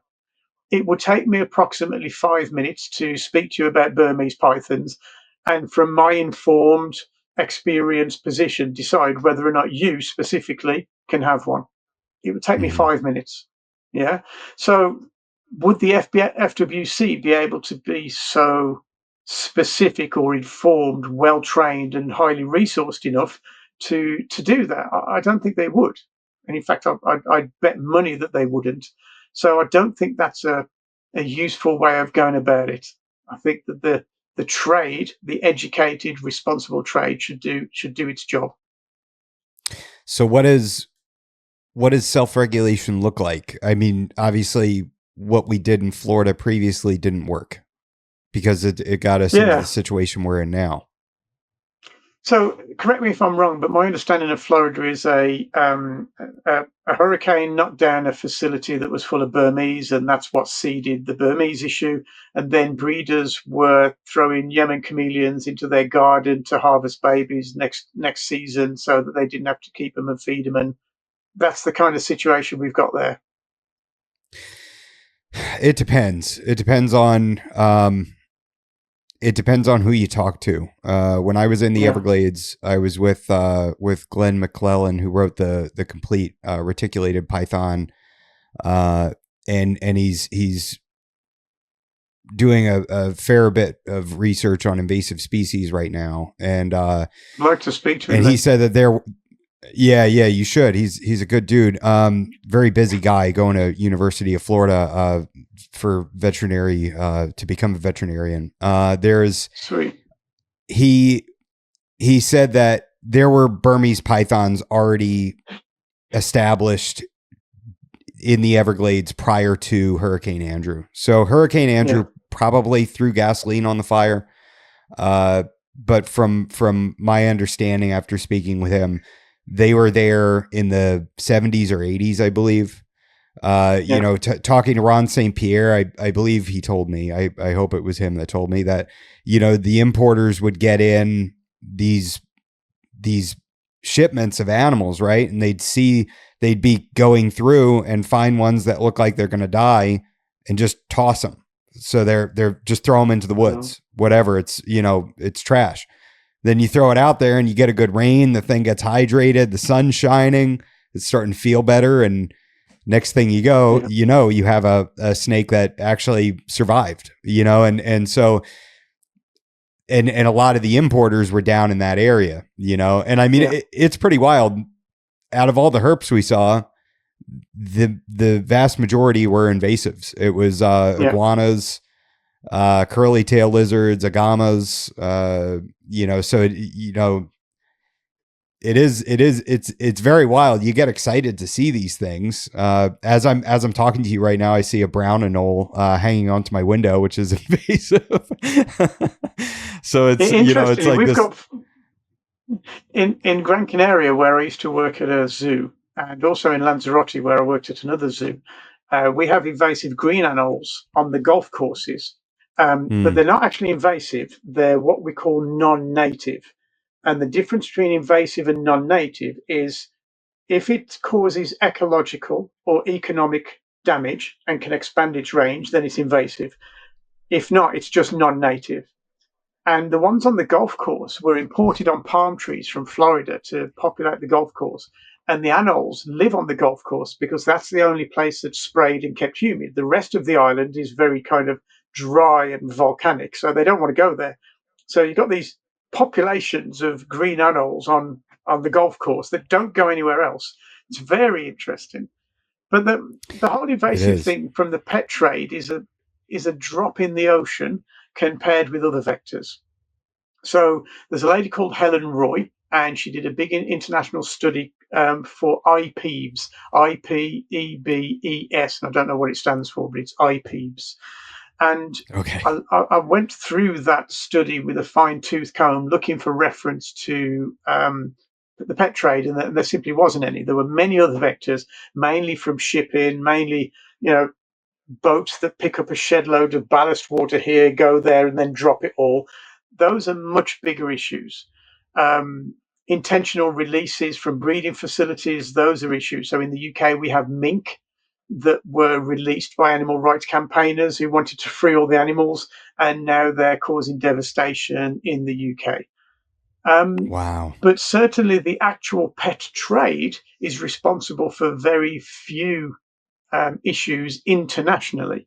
Now, I think Florida is an exception to that. I think Florida has its pet trade issues. And when I spoke to Helen Roy in a phone call, I asked her, so is the pet trade a big problem or is it a small problem in context? And she says it depends where you are. If you're in London, it's probably a problem that doesn't exist. But if you're in Florida, then it's a problem. And Yeah. we should always be careful, but I am strongly of the opinion that you shouldn't throw the baby out with the bathwater. If there's a problem, let's address the problem, the bathwater. Let's keep the baby, let's keep the pets that we like, and just do things better. So in the UK, we have trichemis, the red-eared sliders in the canals and in the rivers and in the ponds. And they were bought in the 80s and 90s, the size of a coin, and then 5 years later they're massive and they get Sure. disposed of.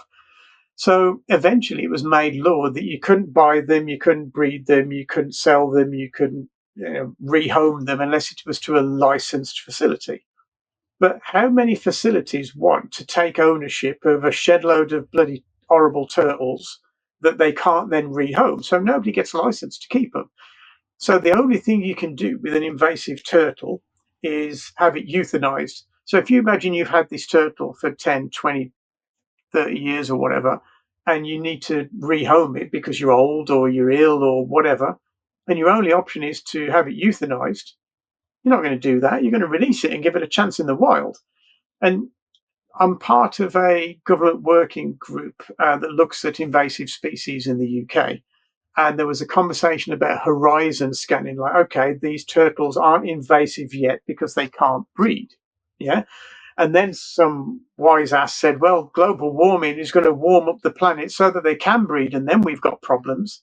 To which I replied, if global warming warms up the planet to the point where turtles can breed, we've got bigger problems than turtles. Yeah. Yeah, the ocean's going to be So, boiling up in where you're at. you know, so, there's there's all this talk about the size of the problem and the cost of the problem. When you drill down into the problem isn't usually the pet trade. Let's use illegal wildlife trade as an example. That all of our opponents say these animals are stolen from the wild. We must ban this complex, unregulated trade. And the number I think was £26 billion worth of illegal wildlife trade happens. Sounds terrible, doesn't it? 26 billion. Mm-hmm. Okay. Let's take a look at that 26 billion. The vast majority of that money is trees and plants, not animals. Yeah. The vast majority of it's almost all trees and plants. So that's no excuse to ban the pet trade. So then let's just look at the animal slice of the pie. Most of the animal slices of the pie are derivatives, like dead animals, skins, bush meat, traditional medicines, all that kind of stuff. So dead stuff. Yeah. So not the pet trade at all. So let's look at just the live animals then, which we're talking about a very tiny sliver here now. Yeah, live animals. Let's look at the illegal trade in live animals. Most of that illegal trade is captive bred stuff that's never been near the wild, but just has shitty paperwork that isn't compliant with the law, that makes it illegal wildlife trade. And yes, it's illegal. Yes, it's wildlife. Yes, it's trade, but it's not smuggled animals that are being ripped from the wild. So if we're looking for the number of animals that are smuggled from the wild, it's a tiny, tiny, tiny fraction. There is no justification for banning the pet trade. But this is the argument that's used and extrapolated and sensationalized in government to ban the trade.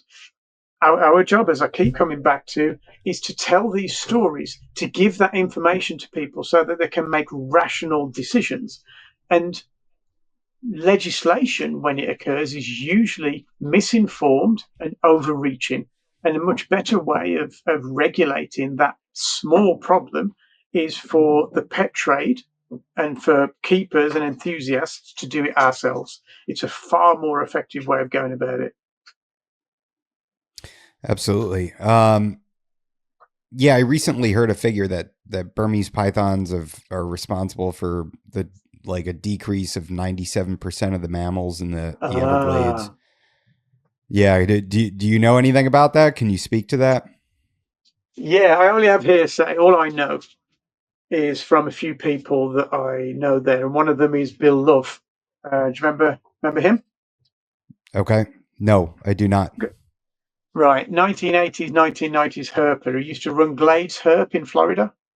Okay. So he's like reptile godfather. I went to Madagascar with him. And he says to me that much of the problem in the decrease in mammalian population is due to bad water management rather than Burmese pythons. Okay. That's, it's definitely how true something. It is, I don't know. Yeah. No, I mean, it is, you look at the Everglades and it's, we're cutting roads through it and we're cutting waterways and, propagating sugar and, we're doing all these things out there that are probably not good for the environment. It's kind of, in my mind, it's crazy to put the blame squarely on, these invasive snakes, and not. They're so exciting though, aren't they? The snakes are exciting. They are. The water management, that's boring. Let's not write a story about that. Let's not delve into that boring topic. Let's talk about the giant snakes that are eating everything. That's a much better story. Well, yeah, and if you actually look at the flamingo boat ramp on GPS, you'll see that. So this is at in Homestead at the bottom of the state, and there's this big freshwater body of water that's not freshwater, probably brackish, that's making its way down to the Gulf, and then they put a barrier there. So you have this black water on one side, and on the other side of it is this crystal clear blue water of the Gulf, and they've totally cut it off.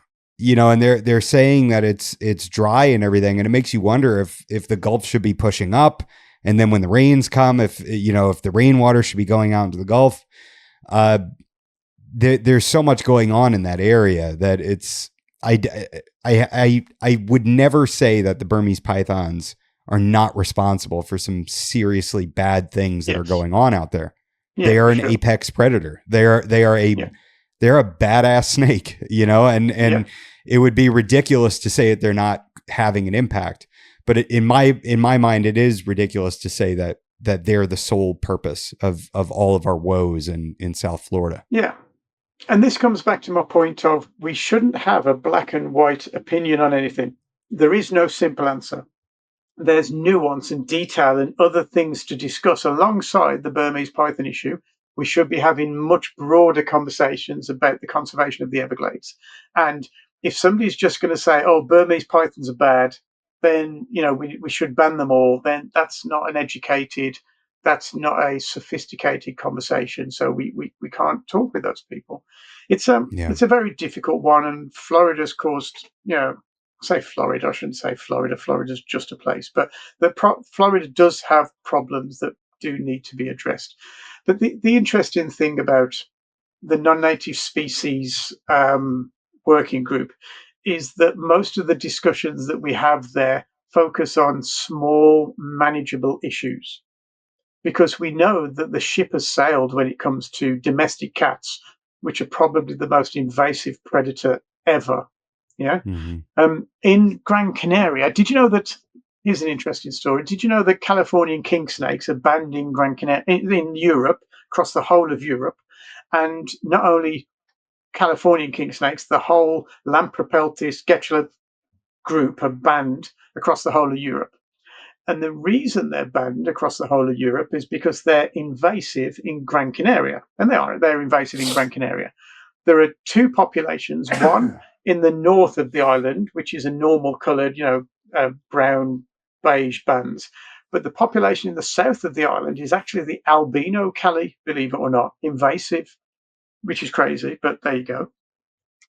Wow. So what they did was they banned Californian king snakes across the whole of Europe because Gran Canaria is owned by Spain. The fact that Gran Canaria is actually closer to Africa landmass than it is to mainland Europe makes it a ridiculous thing, because that Cali King couldn't live in, Yorkshire. It couldn't live in Poland. It couldn't live in, Scotland. It couldn't live in most of Europe. But because Gran Canaria is part of Europe, they banned it across the whole of Europe, and that's an overreaching, unnecessary piece of legislation. Similarly, ball pythons. I should tell you this story because it's fascinating. Ball pythons are banned in Spain. The most I popular had that pet written snake down. on I the was going to planet. ask you. It's craziness. It's craziness. So what happened was, in around about 2017, somebody wrote a research study, a risk assessment, to find out if ball pythons could become invasive in Spain. Ball pythons from West Africa, invasive in Mediterranean Spain. We know the answer to that. It's a ridiculous notion. Ball pythons, despite being the most popular pet snake in the world, have never become invasive anywhere to our knowledge. So, it's ridiculous. But the study decided that ball pythons could become invasive in Spain, and everybody just laughed at it. All the officials in government, all the administrators, all the civil servants, all the researchers, all the scientists, all the herpetologists, we all laughed at it, and it got put into a drawer and forgotten about, that study. Mm. Fast forward a couple of years, Spain gets a new government. In that government is an animal eco activist who found this report and decided to use it to ban ball pythons. And they just banned them overnight. And they banned them along with bosque monitors, savanna monitors, and peninsula cooters. But, ball pythons were the problem. So the Spanish Herpetological Society, a friend of mine called Jose, he managed to raise a few euros, and he took the rule into court. He took the ball python ban to the Spanish High Court, and they produced some awesome research. They produced expert witnesses, and they gave such good testimony. They really gave that ridiculous report and the ball python ban, they gave it a severely good spanking in court. And at the Nice. end, everybody thought that it would win, that the ball python ban would be overturned. But at the end, the judge said, no, we're going to keep the ban as a precaution. Yeah. And as a precaution, because largely the pressure from animal rights campaign has been so loud that they had to be seen to be doing something. So right now, ball pythons are banned in Spain Wow. and continue to be banned. And they're also thinking about bringing in a positive list, which is something we should talk about. They have the legal framework to bring in a positive list. It just hasn't been written yet. So I want to talk about the positive list and what even is a positive list. It sounds like a good thing, better than a negative Sounds list. like a good thing. Yeah. So Wrong. so with that, are they outright banned in Spain, or And can yeah, you get one through paperwork or? no, no. I think you have to be a registered facility to get one, but they don't give out registrations or licenses to do so.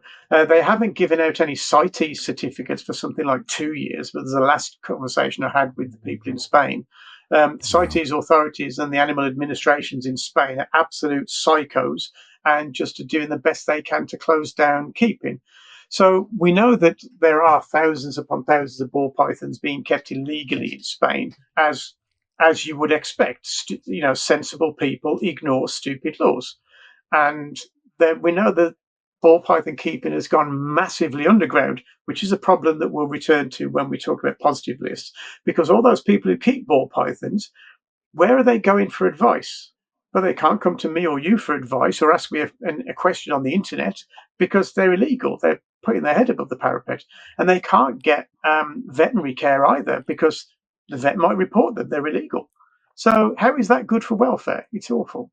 But no, there are ball pythons being kept. A lot of people sold them. A lot of people dumped them. Um, it's been excuse my French, it's been a shit show. Yeah. So what is a positive list? What does that mean? Oh, it's my favourite topic. It's it would be ridiculous if it wasn't so serious.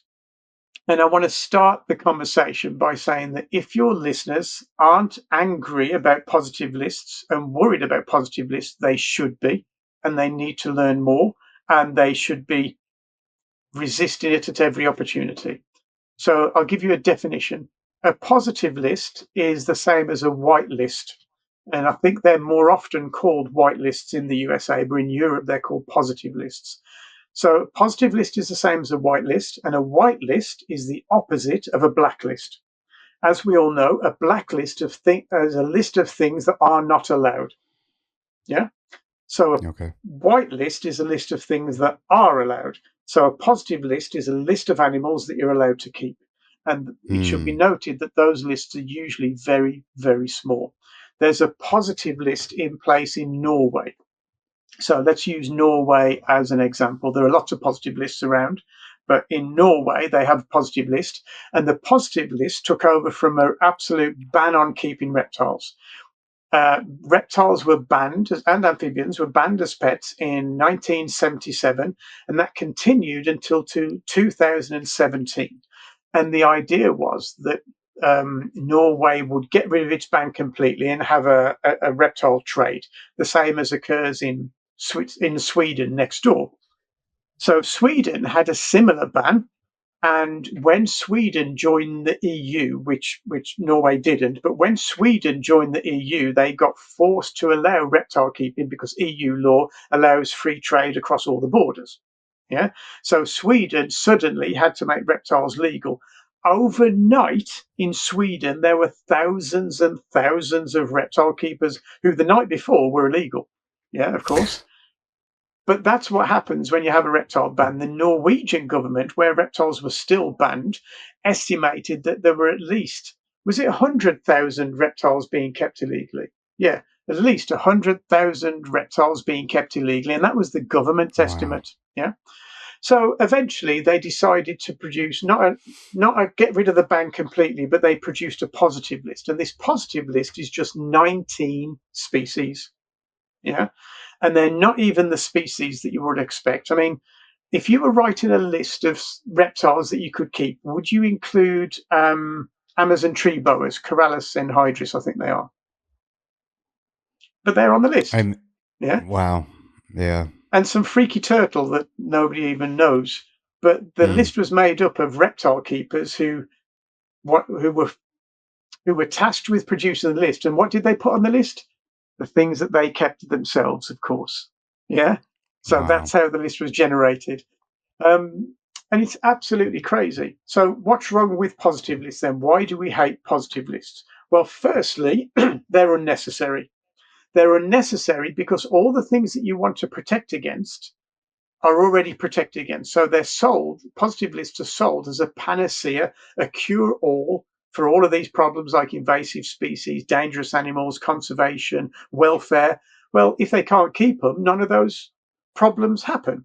So positive lists, though, are unnecessary because there's already laws to govern invasive species and welfare and conservation and things like that. We already have those laws. And the problems that you're talking about hardly exist anyway, so they're unnecessary. The second problem with the positive list is that it's unenforceable. Yeah.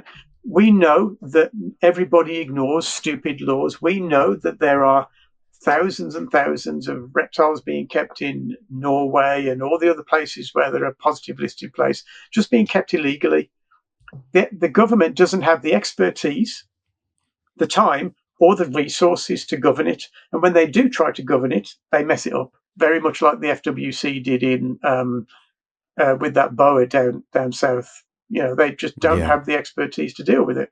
So they're unenforceable. So why would you do it anyway? And thirdly, they're really bad for science and welfare.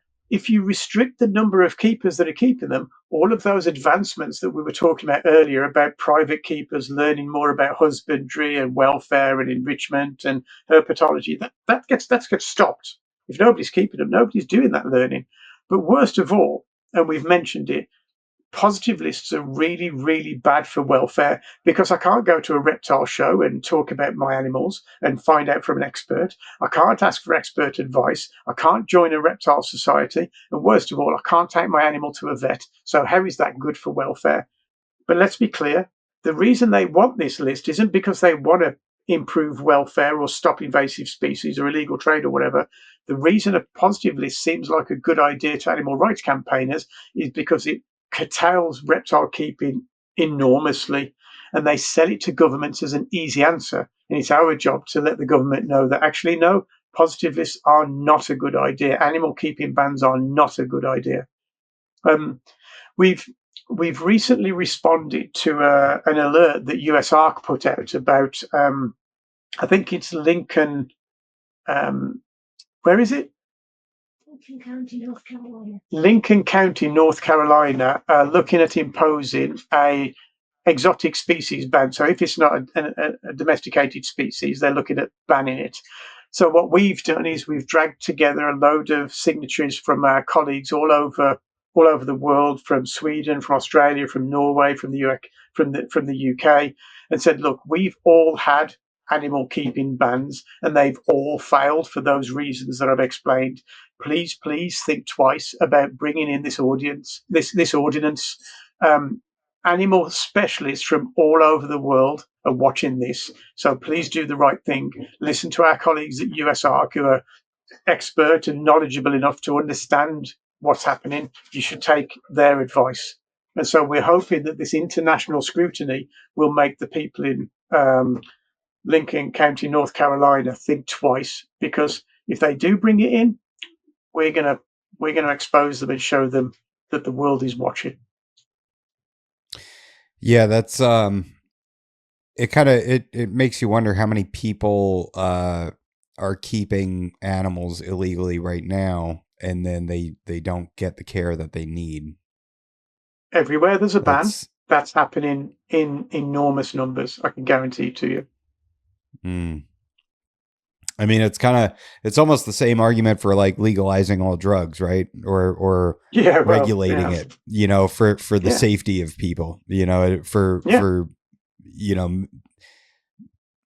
literally taking the piss out of the gangs, to traffic drugs and everything. You're kind of destroying their industry. Of course, you might just drive them into a different industry, but that's a whole other topic. That's another story, yeah. But so everywhere where there's a... Sorry, carry on. No, go for it. Well, everywhere where there's an activity that requires some level of expertise to execute, and I'm talking about if you want to fly a plane, if you want to drive a car, if you want to sell medicine, if you want to keep a venomous reptile, then there should be some kind of qualifying criteria where you get to nominally prove your competency so that you're safeguarding other people. Yeah. So if I want to open a skydiving school, I shouldn't be allowed to until I've proven my competency. When it comes to reptile keeping, it's not a it's not a hugely difficult thing to do. It's not a hugely dangerous thing to do. It's not a hugely risky thing to do. So regulating it is a hugely ridiculous thing, and most people will Mm, ignore it, and then those people go underground and do it anyway. So if you want to yeah. regulate and observe it, then that sending it underground isn't the way to go. Yeah. So you had said before that you think that anybody should be able to keep an animal as long as they're competent. Yeah. Does that do you feel that like across the board with all animals like tigers Yep. and everything? Absolutely. Absolutely. What I think about there's endangered species? especially endangered species. Let me solve for you the illegal wildlife trade. I can solve it in around 3 years. I can solve the whole smuggling illegal wildlife trade thing in 3 years. Are you ready? Okay, I'm ready. So, so every animal that's endangered or every animal that's being smuggled should have a small harvest of that species from the wild. And pretty much even the most endangered species could probably withstand, in most cases, not all, but in most cases, withstand a small harvest of, 5, 10, a dozen, 20 specimens from the wild. Those specimens should be brought into captivity and sold to dedicated, passionate, experienced specialists who know those animals. And those people will buy those animals and they will cost an arm and a leg and your firstborn child to buy one. And that animal would go, sorry, that money would go to conservation in the country of origin. So then we have wild, legally imported animals in the hands of specialists who know how to breed them, and within a few years they'll breed, and then captive bred animals become available. And so then the market of demand, of which there is one, has a choice. Would you rather have a healthy, legal, captive bred animal, or would you like to have a wild, risky, illegal, smuggled animal? Which one do you want? You want a captive Mm, bred one, and they'll be expensive. So you'll have tiers of people. The guy who spent an arm and a leg in his firstborn child buying the original stock will charge a decent chunk of money for his first captive bred animals. And then the prices will go down as they become more prolific and cheaper. But within just a few years, nobody wants a wild one. Problem now, solved.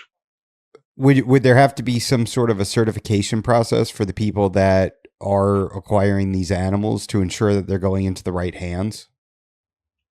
I am not sure about that, and that's a question for people who know more than me. But certainly, I would expect that the only people who would want those animals, who would want to pay an arm and a leg for those animals, would be people who felt confident enough to breed them. So, if I came in with some, I don't know, let's say some really rare partridges, and said, "I've got these animals, and would you like to buy them for £250,000?" You'd tell me no, because I don't think you know anything about partridges. Yeah. But if there was a rare species of reptile that you had some kind of unique knowledge about, then maybe I could convince you to buy them. It's and I think this should be true of all animals. So if you can show the capability to keep them, you should be allowed to keep them. And indeed, private keepers often keep their animals better than zoos. Most of the big private primate keepers and big cat keepers have better enclosures than zoos because the private keepers are happy to lavish huge amounts of money on them, whereas zoos are commercial enterprises with limited budgets and indeed limited knowledge usually. But certainly the reptile keepers are far more knowledgeable than a lot of zookeepers, I have to say. So, which animals shouldn't we keep in captivity? We can start with blue whales and wandering albatross. Maybe we don't have the capacity to keep those in captivity. Everything else, I would say we can have a debate about whether anybody is capable of keeping those animals. And if they can prove a capacity to do so, they should be allowed to keep them, whether they're a zoo or a private keeper. So just thinking about like a certification process or something, my concern would be that just because somebody has enough money to be able to afford something doesn't necessarily mean that they are the best person to have something. If you have $40 billion, $250,000 for an animal that is, going to maybe impress the ladies or something, is a drop in the bucket, whereas, there might be a guy that maybe he makes $60,000 a year and his whole life is devoted to conservation, and he works for a state agency or something, and he might be the most capable person to take care of that animal and to breed them in captivity. So I don't know, but and I see your point about putting the money towards conservation, but it's I could see that just kind of turning into like the highest bidder, and it could end up You are being right. problematic. Yeah, you are right. I don't think money is the best measure of expertise. I certainly don't. And rich, stupid people do exist, of course. But I think in a Look at Katy capitalist Perry. society, yeah, good point, well made. She's an astronaut. And this is it. Of course she is. And her rival, Jodie Marsh, has opened a rescue centre in the UK. And it's an absolute oh, I can't use the word, but you know what I'm saying. It's awful, just as best we can. But anyway, moving back to the we live in a capitalist society. We live in a society where no matter how much I would like to save the elephant or the round island boa or whatever else, it's impossible for me to dedicate my life to doing so because I have bills to pay. So the only way you can conserve an animal is to put a price on its head. And that price might be for meat, it might be for hunters, it might be for pet keepers. But whatever it is, the only animals that get looked after are those that can generate a value. And so it is one of the markers of conservation is being able to generate the funds to to aid the project. So no, it's not a perfect marker. It's not a perfect metric to who can own animals. But if you look at all of the animals that have been brought into captivity and bred to the point where they're no longer rare, I'm talking about axolotls. I'm talking about 20 other species that I can't bring to mind that are prolific in captivity but rare in the wild. They've been Burmese bought in. pythons. They've been bought by the highest bidder, and they've been propagated to the point where nobody wants to import them anymore. Yeah. Yeah, it's it is maybe a certification would be useful. I think that's something that could be implemented. But again, this is kind of straying out of my area of expertise. There's much cleverer people to put that side of things in place. Yeah, but you're the dude that's going to fix it in 3 years, you said. So it's yours now. God damn it. We're gonna have to make a partnership with somebody who's cleverer than me. Yeah. But that's kind of the essence of it though. If you want to stop illegal wildlife trade, there are ways of doing this, and to recruit the expertise of private keepers and to exploit the machinations of capitalism to do so is a win-win. And there was an example of this happened in Madagascar with golden mantella. So Madagascar is a very poor country. Its most valuable resource is from mining. So you got these really small pools of golden mantella that were some of the last ones. And they were going to sell the land to mine it. Now, of course, they were. It's a poor country that's utilising their natural resource, and they don't care about a bright orange frog. So what happened is the pet trade got together and said, look, we'll give us a few of these mantella, charge a lot of money for them. The money will go to fund the conservation of this area to look after these, stewardship of these animals in the wild. And it worked very, very successfully for many years. Those mantellas, that area wasn't mined, it was conserved because of utilizing the demand and the price on their head from private breeders. Mm. Yeah, it, God dang, just Sounds simple, doesn't it? money. Well, yeah, but money controlling everything is, Yeah. it's too bad you can't help, countries that need help with their poverty. Uh, it's kind of like, I remember hearing a story that, like the rainforests are getting leveled and kind of the people that are cutting down the rainforest, they kind of gave them jobs to incentivize Yeah. protecting the rainforest, Yeah. so then you kind of create an industry and literally everybody is winning with the exception of the people that need to, grow their coconuts or whatever, whatever they want to level the rainforest to put in this new crop.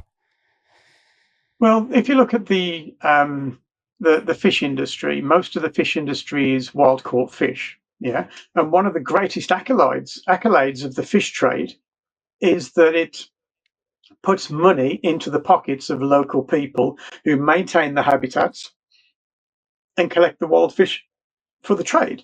So Hmm. just because people don't want us to keep pets, are you saying that these people who live in the Amazon, who for generations have made their living from collecting fish and maintaining their local habitat, what will they do differently?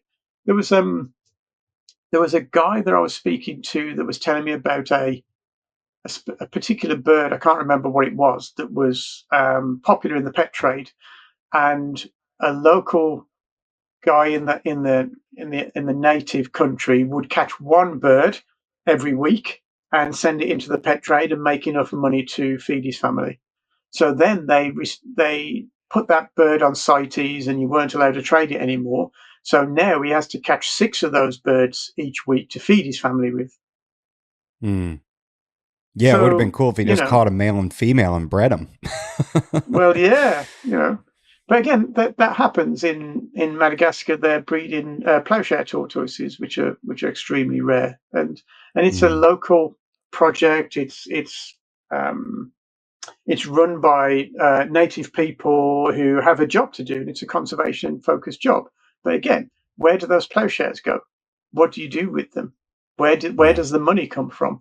Because while they have a massive value when they're smuggled, people will smuggle them. So the best thing to do would be to send some into the pet trade, breed them until they're easily available, and then nobody will want the wild ones, and everybody can concentrate on repopulating the wild. Yeah. Yeah. Well, yeah, it's a messy thing. I feel like the more we get into it, the kind of the messier it gets, and The it's detail and the definitely, nuance and the yeah, yeah, it's a very nuanced conversation, and it's funny how many layers of ethics there are just below, or maybe multiple layers below keeping in tubs and mm, racks versus enclosures, which is like yeah. it's kind of there's so much, There's a lot to consider. Yeah, yeah, there's so much there. The word responsible, the yeah, first word there is it can be used across the board from the very beginning to importing the animal to getting your stock to create captive bred animals all the way to how are you captive breeding them? What are they eating? How are yeah. you keeping them? And many are you So, breeding? Yeah. This is the whole thing. In that, having spent so long in the trade and spoken to some really good mentors who have kind of advised me in the way that this policy making works and how detrimental it can be and how important it is to support reptile keeping and reptile keepers. There is no legitimate, justifiable reason to ban reptile keeping. There is not one. Our enemies are using these sensationalized stories, these very basic, polarized extremist stories to create reptile keeping bans, and that's what we're working against. And we work. It happens in three ways. Firstly, you've got the legislative lobbying side of things, which is essentially what USARC take care of. The second thing is academic research. The amount of academic research our opponents have come up with that says that reptiles should be banned is worrying. And we haven't done that. We haven't written down what we know about reptiles because we're busy keeping them. So we are delinquent in the amount of academic research we have that shows support for reptile keeping and the benefits it brings. But RRK doesn't really have any expertise in that, but we are aiming to start funding research at some point. But the third point, and the third most important area, is media, is communications. Yeah. As I've said before, the internet is where everybody goes to look at their news, to do their research, to join their tribes, to form ideologies and opinions. It's all done on the internet. So if only our opponents are broadcasting their bullshit and their propaganda and their misinformation and lies on the internet, then the general public will join their tribe and believe what they have to say, as will the legislators. Phil Goss makes a good point. He says that legislation is influenced by those who show up, and for years only our opponents were showing up. So Phil Goss shows up in legislative circles and makes sure that our voice is heard. We show up in social media and broadcasting circles to make sure our voice is heard there. We work alongside. Phil and I both have the same mission. We've spoken on many occasions on how one hand washes the other with their organization and ours. We formed our organization as a worldwide organization so that we could draw as broad a funding as possible. If you look at this problem, we all agree that there's a problem with animal rights campaigners creating reptile bans. We all agree that it's getting worse. Despite how good we are at keeping reptiles now, despite all the advancements, despite all the welfare benefits, the problem is getting worse. If they were interested in welfare, they'd be leaving us alone by now. They're not. The problem is getting worse. The problem is getting worse, I believe, because it's largely media-led. We have lost control of the narrative, and our opponents have had the opportunity to recruit a whole lot of naive support from the general public and a whole lot of donations to create campaigns to influence legislators. That's why I believe it's been getting worse over the last 15 years. So if we agree we've got a problem with animal rights campaigners, if we agree that it's getting worse, and if we agree that it's a media problem that's fueling this upsurge in bans and all these other problems, then we have to ask, what the hell are we going to do about it? So we know that USARC is very good at what they do.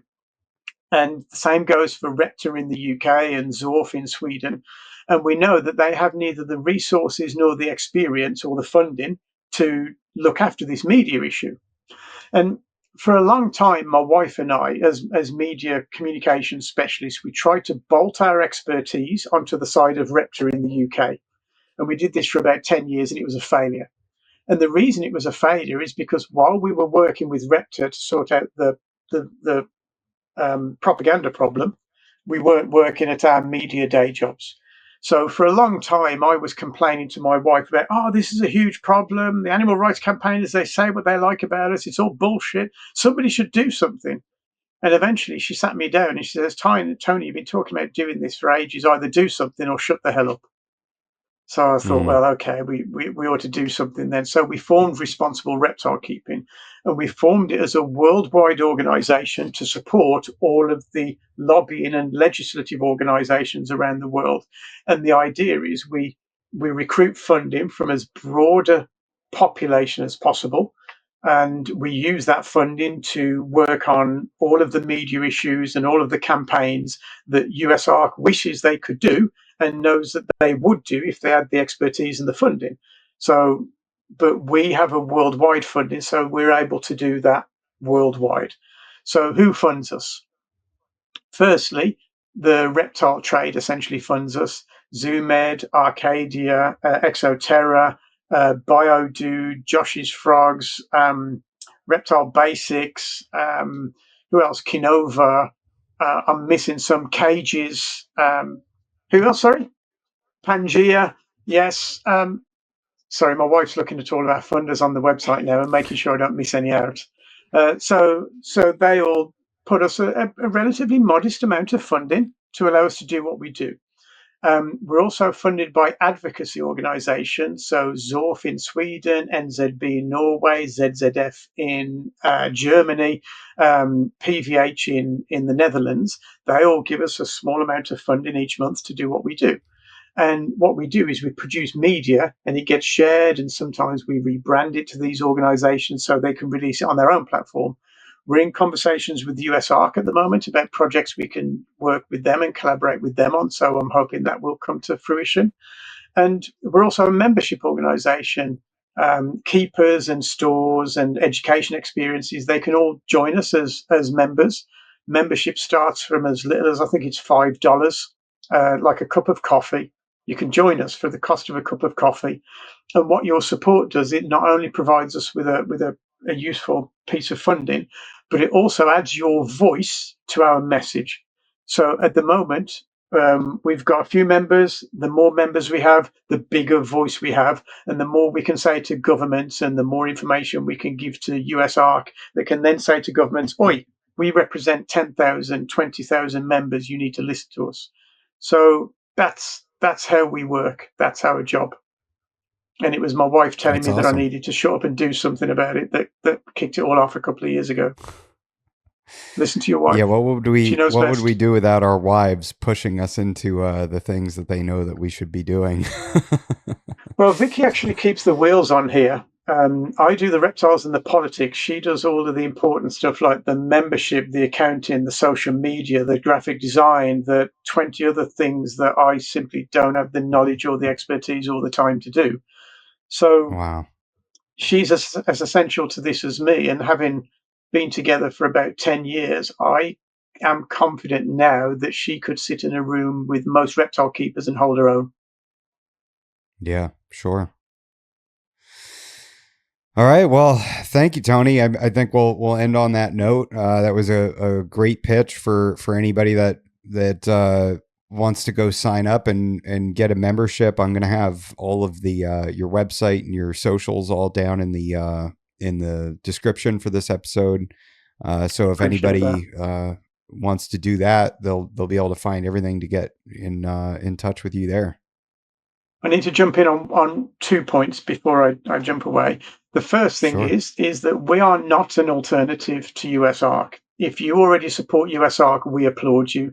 And we ask you that if you support US ARC, do not give responsible reptile keeping a penny that would have gone to US ARC. US ARC's job is essential. And without them, we would be in a lot of trouble.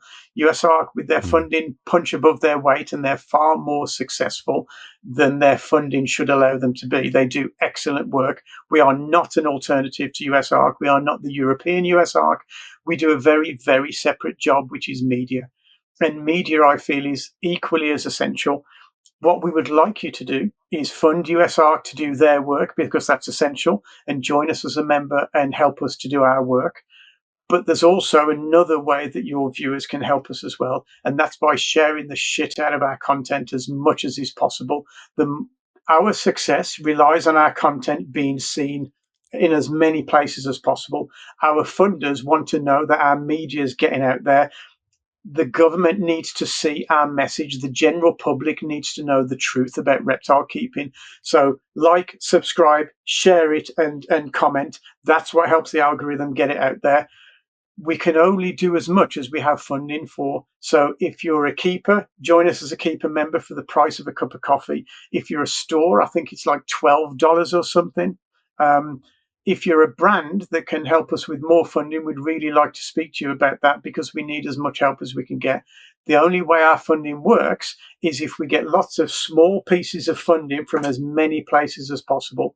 So if you think there's an important job to do, if you believe that controlling the narrative will put pay to most of the misinformation and propaganda behind really bad, unjustified, overreaching laws, then that's the job that we're doing. The more successful we are, the less work and the fewer emergencies US ARC will have.